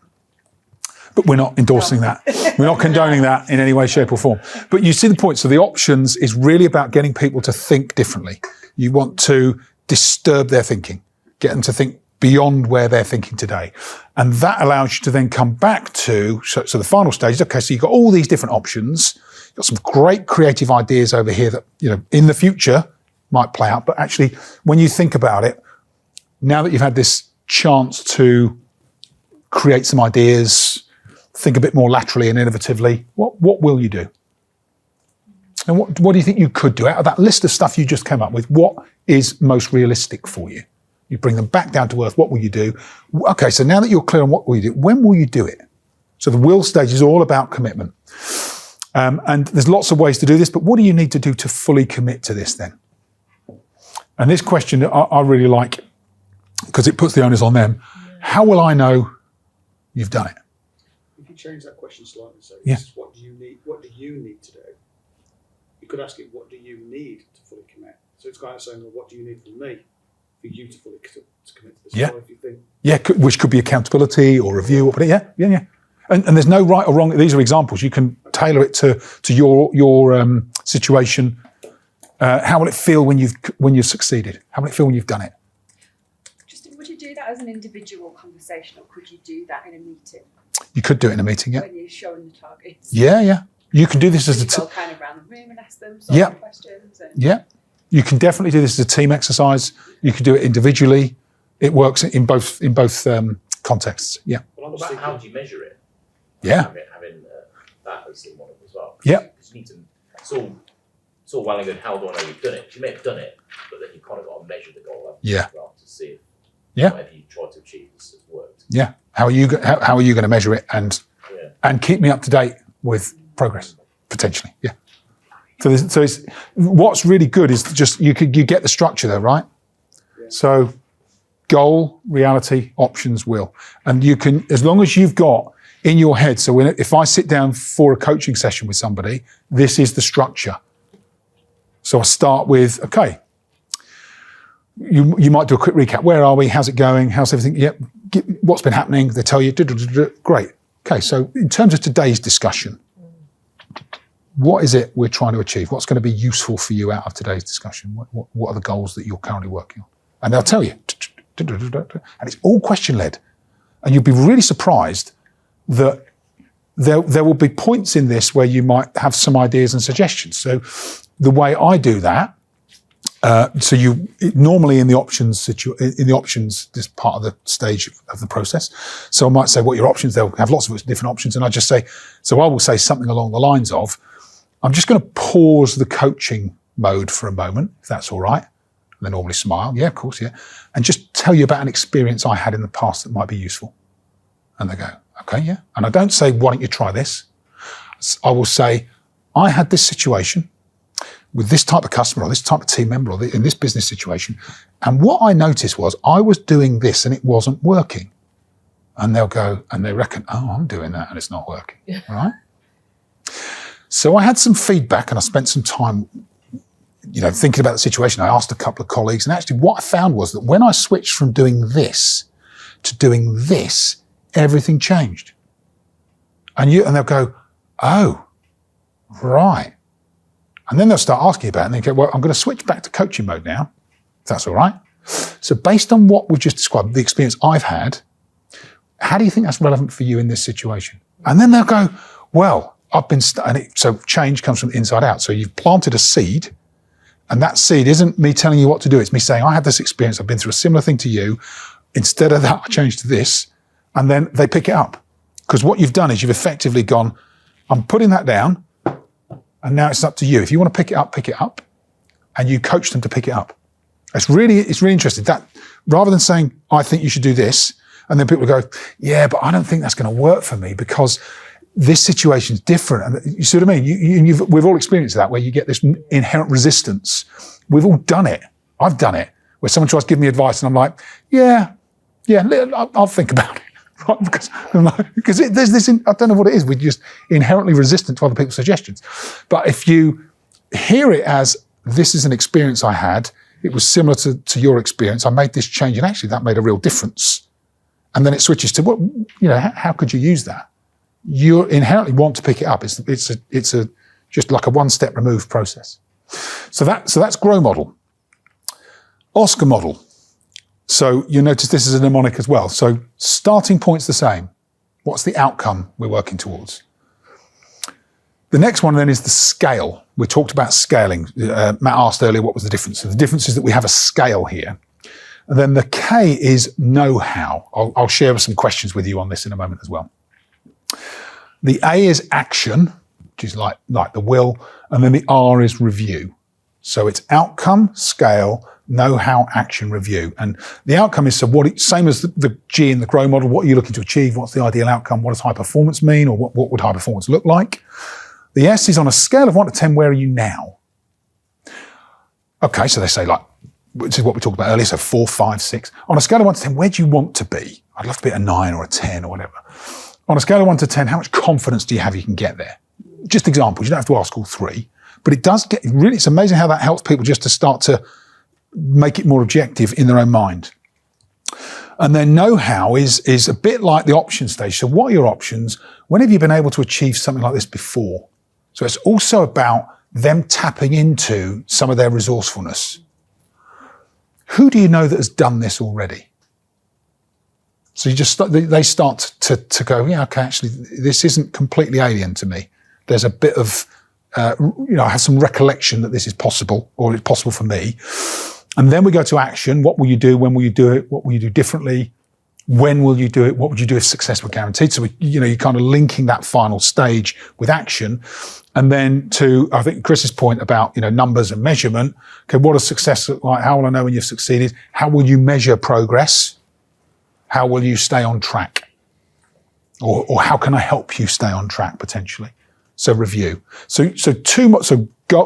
The GROW model with the goal focus at the start is the most common model because it's so easy to remember. That GROW straight away. The outcome, the OSKAR model is slightly more, you need to think about it a bit more because you've got the scale, you've got the know-how, the action and review. But over time, once you start to use these models, they become embedded in your subconscious. You do it naturally. You don't even have to think about it. And sometimes I will use the GROW model, and so it'll be like the GS row model, because I'll stick scale in the middle, but I'll still stick with the reality. Do you know what I mean? Because I can never remember all the stages of OSKAR. And then there's this final model we'll talk about. Then we'll take a bit of lunch. Is that all right? Is that all right for time? Yeah. Then we'll take a bit of lunch and we'll come back and do a bit of practice afterwards, and we can do a quick recap on these if we need to when we come back after lunch. So solutions focused is a framework. So it's a way to think about coaching. So we think you would combine and blend this with the GROW model. So you've got the GROW model, and then you think about this 4-blocker, which is solutions-focused coaching. And what solutions-focused coaching does is it starts you and your team member thinking about, on the x-axis, what's happened in the past and what's happening or could happen in the future, right? And on the y-axis, thinks about them, the person in front of you, or a role model or someone that's already achieved what they're trying to achieve, right? High performer, best in class. And so then as you're coaching, particularly useful in the options model, you might say, well, when have you been able to do this in the past or something similar to this in the past? And they recall what it is they're thinking and reproduce it. So I've got to recall what worked and I've got to reproduce that in the future, okay? If they say, well, I haven't been able to do it, I've never done anything like this. Okay, no worries that you haven't. Who do you know that has been able to do this in the past, that's met, a really high target, or that's come back from the same challenges you're facing? Who do you know that's been through that? So then they might have to do a bit of research. Might have to go and talk to some people. But then they can research that and replicate it. So the idea is I find out someone that's done it already and I just ask for some advice, find a mentor, and I replicate that success, right? You might be that person. Or someone else in the team might be that person. If they don't know anybody, then you go, okay, well, if you are going to do this in the future, this is the classic options model. What do you think you need to do to anticipate what needs to happen and elevate performance? And if they can't do that, final one is, okay, well, who do you know that could do this in the future? Who do you know, or who do we know as an organisation, as a team, that they might not have achieved it now, but we think they could do it in the future? And you say, well, and then normally there's somebody. Actually, the person that's got the highest likelihood of this is probably John, Louise, whatever. What good leaders do on this spot in talent and saying, right, okay, I'm looking at skill set you've got, proven ability, pushing people towards a role they may not have considered themselves in the past. Yeah. They're really thinking about predicting the future. Yeah. Talent for the future. You look at your team, you've got some people that are really good individual contributors, but never ever going to be a manager, don't want to be a manager, for example. Don't put them in an environment where they're not going to succeed. Yeah. Okay. Yeah. It's interesting. Can you use this a little bit differently as well if you're getting like a lot of pushback from someone? Yeah. I'll give that example earlier about this incentive. You know, these teams that they didn't think it was achievable, so they didn't bother putting the work. But there was a few of them, real small handful that were. And so what I tried to do is to say, well, because it's completely unachievable. So I'd use one of them as an example, which would be the role model. Yeah. I would then say, well, he's clearly doing something right. Yeah. Let's look at what he's doing and see if it can be replicated. So could you'd use it in that way? In that context, pushback from someone. Absolutely. Because you think about it, nothing's impossible. Mm-hmm. Not really. So, anything you're looking to do, someone's already done.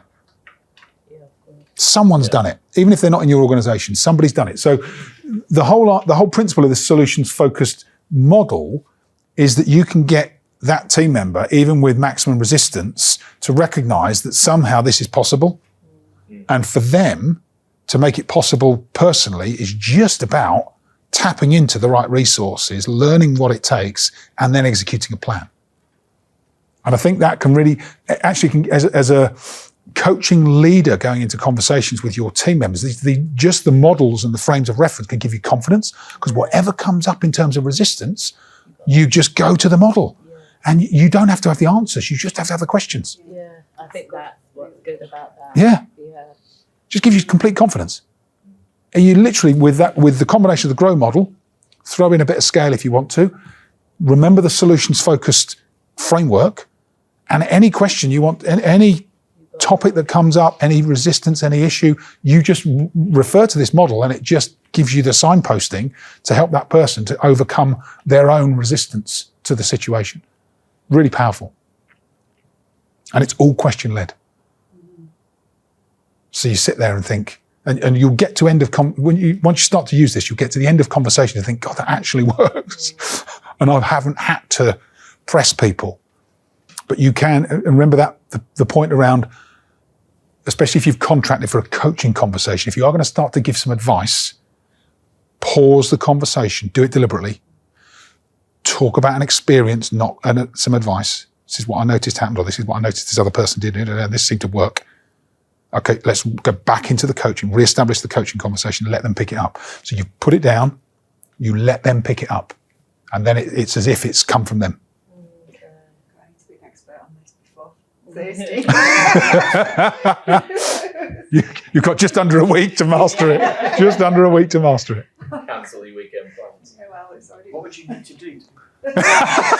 Well, so maybe Nicola, that's what you have your coaching conversation with somebody about.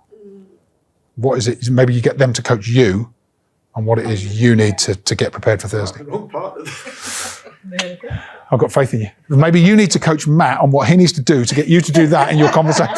So you go first. It's all making sense, though.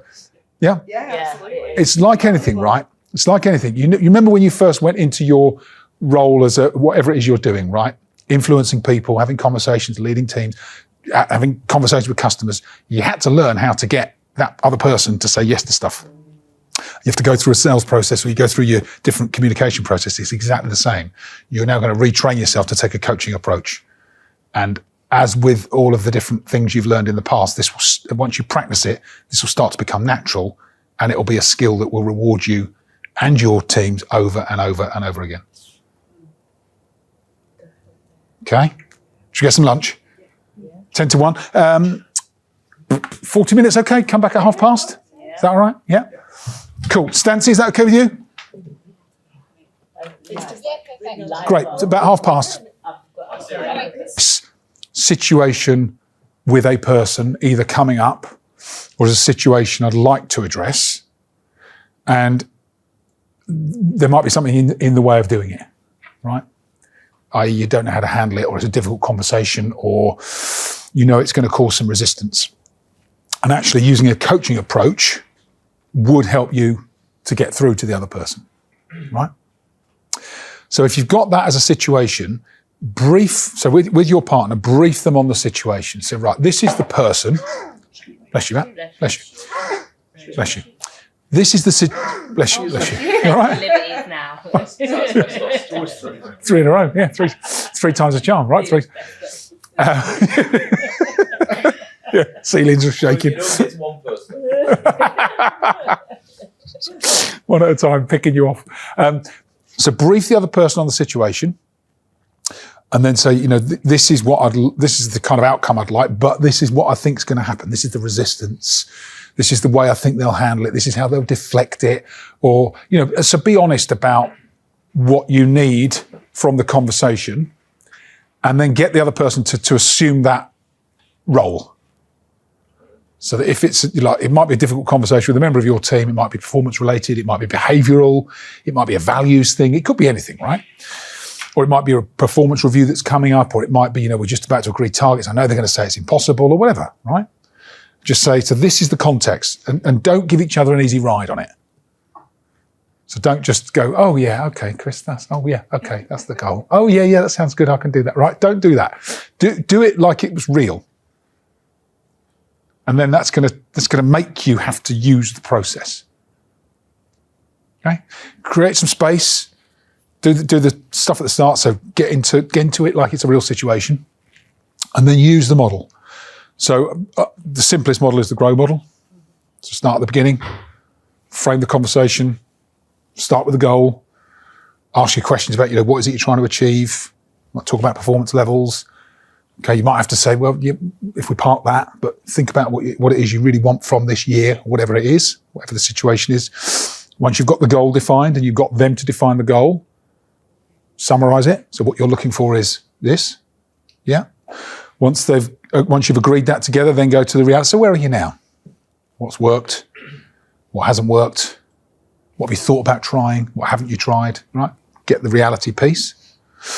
Then go to, okay, so let's talk about what you could do. Options. What ideas have you got? What else could you do?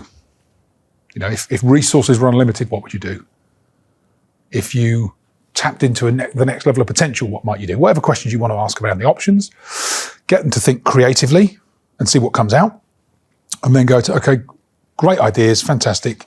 So if we now go back to what's possible, what are you thinking? What will you do? To go through that will stage.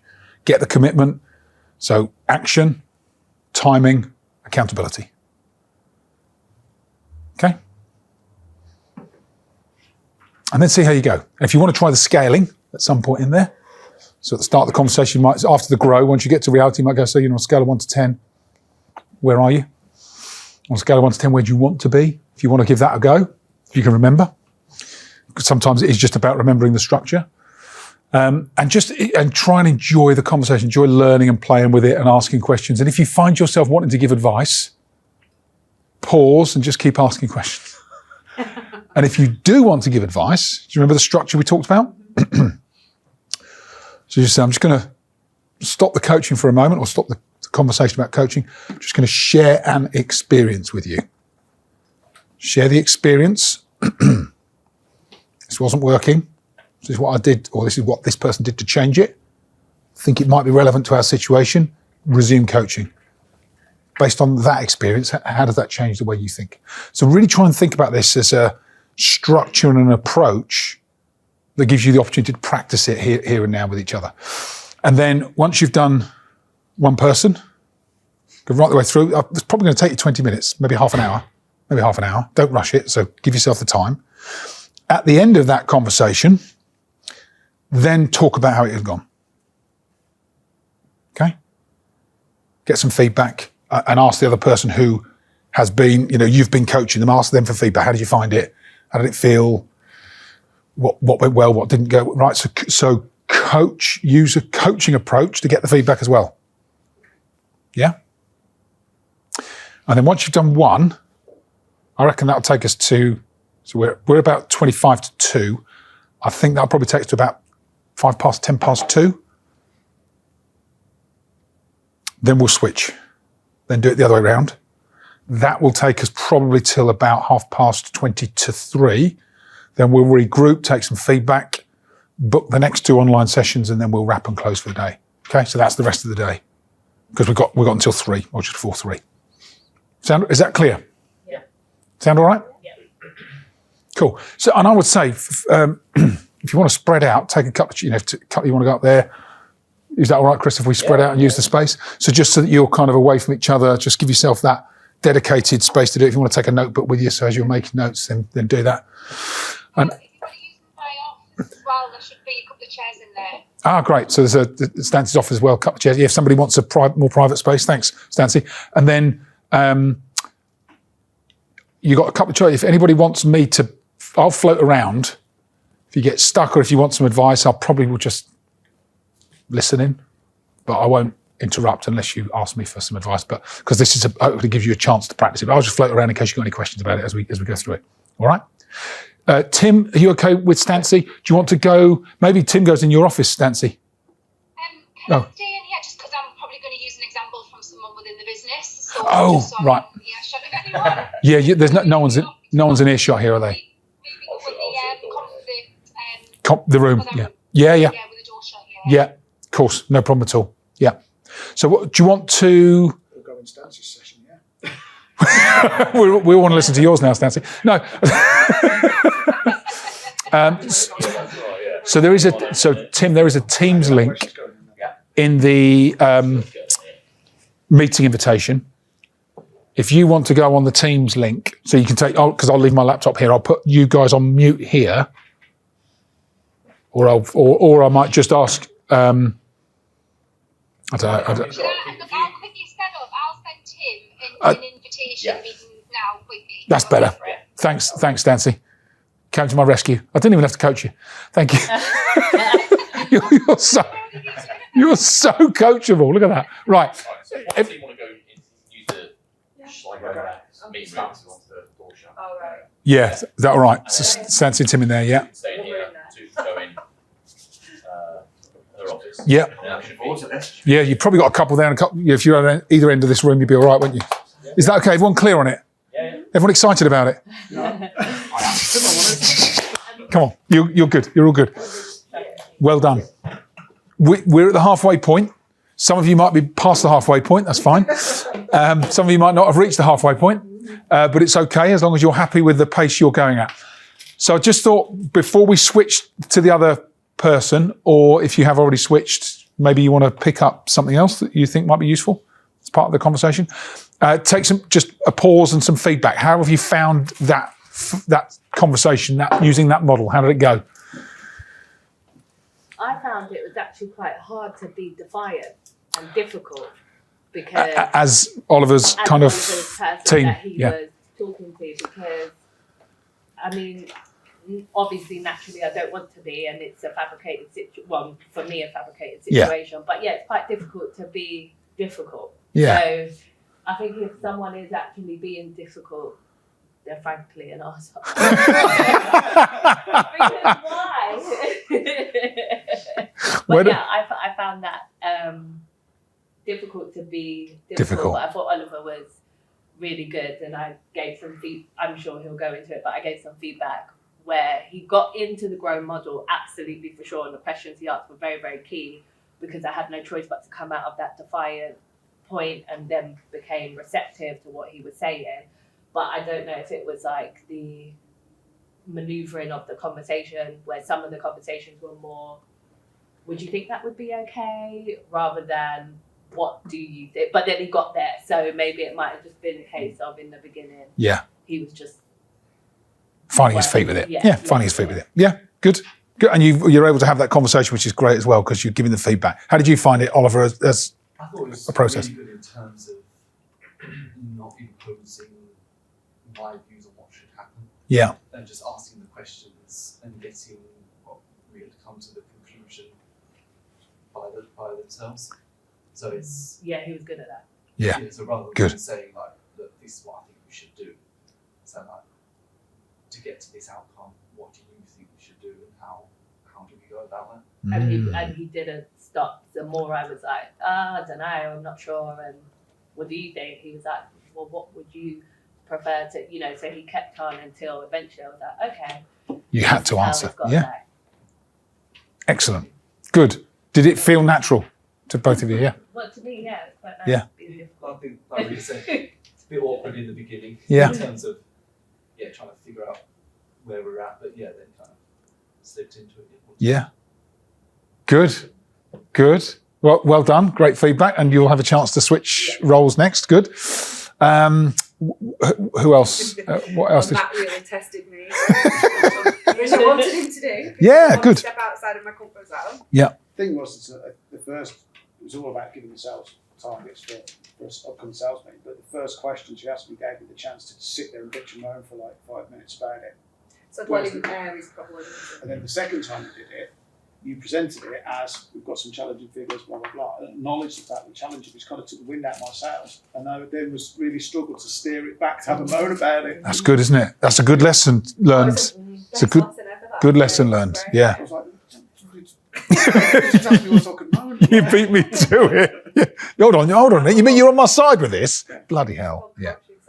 Yeah. It really makes you think about what's coming out of Yeah. Good.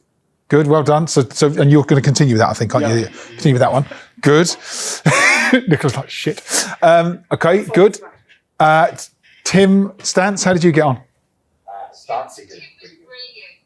Yeah, so Tim was the employee, and just kept. I really sort of briefed him on who we're going to do the role play on, and he just kept pushing. So when in my head I was like, right, he's got to accept this and shut up now, and he just didn't. And he kept pushing, which made me, I just had to sort of elaborate further on why I'd made the decision, and actually and it made me sort of think about an alternative option that would, possibly appease them, and it got me sort of really thinking on the spot and trying to understand sort of why he kept pushing and why he just wasn't seeing why my decision was, the right decision for the business really. Yeah. It's brilliant. And I mean, he did when finish when I would have probably accepted it after the first response. But I felt obliged to keep pushing. Very good. It was the second. It was that second response, which was, I know you want to do this particular thing. Yeah. Enhance your development, better knowledge of the business, engage with customers. However, we can arrange to do something similar for you at another time, not on a particular day and all the rest of it. So there was compromise and an alternative solution, which if the desire for the person was to actually get those things, then they would have said yes. Yes. But if it was to go on the jolly, Yeah. then that would quickly find out whether the intent of the person was to go on a jolly or actually engage. The development opportunity. Yeah, very good. Very good. I'm glad, and actually just going through the process, as you said, Stance, helps you think differently about it as you will then go into that conversation for real. Yeah, very good. Straight away, it's like, what is the goal? Is the goal here? So Yeah. that's all it really. Yeah. Good. Good. Thank you. And then Chris and Abby, how does yours go? I think Abby thought I got possessed by the person in question. Oh, really? Oh, brilliant. Brilliant. We had a quick conversation about what this guy was like, and I was like, right, I think I can do that. That enough. But she was being so nice about it. She's like, yeah, well, you know what? Yeah, I get what you're saying. But no.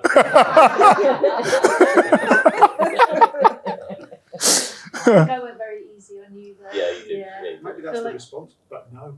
Yeah. But no. Yeah. So you got to the conclusion or the outcome you were looking for as part of the process. Yeah, we did. Yeah, I was sort of trying to be a bit.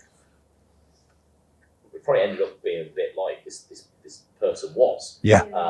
So but then Abby was sort of steering it around in different angles to try and get the buy-in from me, and in the end, we got there. So it's just about kind of coming at it from a different angle, and understanding, asking the right questions, Yeah. things like that, and getting them to see things from different perspectives. Yes. So 100%. And often it's a battle of wills, right? yeah, It's your will against theirs, right? And they want to resist, but you've got to get the job done. There has to be agreement on the way forward. And often that's about you just digging in and going, I don't care what you throw at me, we're finding a way around this. And you're not going to dictate it, you're going to coach it. You're going to keep, okay, you're absolutely right. That's a valid concern. So how do we overcome that? We talked about the goal we want. So how do we overcome that and get to the goal we want? You just keep going back to the model. Grow, you get that goal clear. They bring you back down to reality. Yeah, absolutely. It's important that we consider that. So what are your options? Where do we go from here? Link back to the goal, options. They'll drag you back into reality, back to the goal. What are your options? And when you've explored it enough, okay, so now that we've talked about that, you've got some ideas. What are you going to do? How are you going to make this work? And that, it's always about, remember, the solutions focus. What is the solution that they're trying to get to? How do we make sure that we keep focused on what is the outcome? Because people will naturally default to the problems, the issues. But. Always park that, bring them back to the model. Good. Ready for round 2? Good. This is like medicine, isn't it? Right? It's like, ready to go and take your medicine? Oh.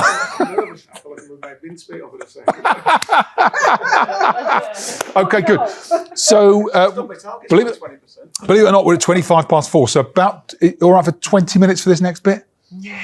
That all right? 20 minutes this time round, and then we'll regroup at 2:15. Quick feedback, set the dates for the next session, so we'll be wrapped up by 3. Cool. Excellent. Well done, everybody. Good work. I know right now you're seeing it as really tough. I know you've got this reservation about it, but I believe you can do it. And my commitment is to support you to do it. You're not on your own. We've got a team. I'm here to support you to do it. This conversation is about finding the way. Yeah. And you might have to keep repeating it. You might have to keep bringing people back on track. At the end of the day, because they go back. It's not like if they hit their targets, you're worse off. Yeah, exactly. You're off as well. It's like, come on, the company's prepared to pay you this money. We're in it together. We're in it together. So, and just coming back to some of those foundational principles, it's stuff you know inherently, but you get into a conversation with someone, you feel a little bit beaten up by them, or there's so much resistance. If you just keep coming back to, look, we're in this together. You're not alone. I believe in you. I genuinely think you can do this. Let's talk about how. Let's talk about, what you want to achieve. Let's talk about how you can do it. What are your options? Yeah. What else could you do? Okay, I know it's difficult. Yeah, but what could you do about it? And just keep bringing them back to it, because that's a lot of people. I've said this before. I'll say it again. We're in leadership because we are the people that naturally go to the solutions. You have this positive frame of reference about everything, and then you get into leadership and you think everyone's the same, and then you're managing this team that are like, why do they keep coming up with bloody resistance, right? Because that's what 80% of people in organizations do. It's the top 20% that get into leadership. And then when you get into leadership, you're like, I never realized there was all this bloody negativity. Because you were so motivated, right? So then you have to learn the skill of bringing people out of that frame of reference into the positive frame of reference. And it takes a bit of coaxing and coaching and encouragement and deposits in the emotional bank account and some challenge and some structure and all the stuff that we've covered as we go through the program to date, right? And you'll continue to do. People naturally have a negative bias. Yeah. Yeah. Well, you remember our mindset conversation. That's what I mean, 50% of the time, people default to negative thoughts. So they'll immediately come up with a resistance. Oh, what about this and what about that? Yeah. When you know that, you go, do you know what? Expect it, acknowledge it, move on to what they want instead. And that the predominant question I ask myself very often, if ever I find my mind going to natural negative responses, is what do I want instead? Okay. So if somebody comes up with resistance, you're absolutely right. But just think about it like this. What do you want instead? And for some people who are habitually negative, you might have to ask that 2 or 3 times before they get to, well, I suppose I want to hit my target. Okay. What does that look like? What's it going to take to hit your target? What are the things you need to do? What can you control? And when they come up with stuff that they can't control, is that in your control? No. Okay. What can you control? Because people will throw up all sorts of stuff. Our job is to learn to navigate it, to help them see through the smog and the smoke screen they keep kicking up in front of us to get to the answers that are actually empowering them. Okay, good. Good day today, was it? Good afternoon, really good afternoon. Really good, really great conversations. What else in terms of kind of feedback from the coaching sessions? Anything else that you discovered in that second bit that you want to share? The only thing I would say is being on the other side of the chair and coaching, essentially, it made me realise from the questions that Oliver was asking me that from a sales perspective, a lot of people do just focus on the money and the number.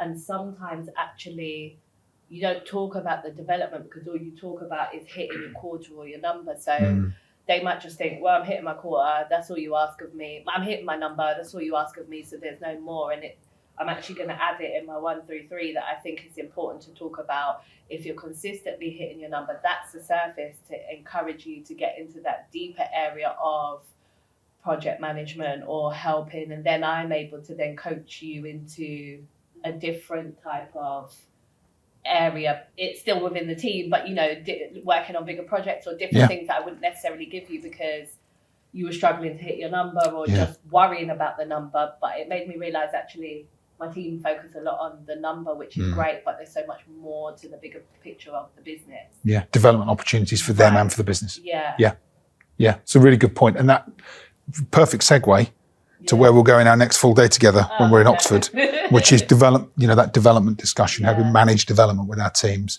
We've got some templates around it. We'll also talk about how coaching aligns with that and how do we use a structure that helps us to improve development for our teams. Very good, very good. Stancy, that one. Yes, Stancy's on here. Yeah. You're there, Stancy, aren't you? Yeah. Yeah, sorry, I was on mute there. That's all right. That's okay.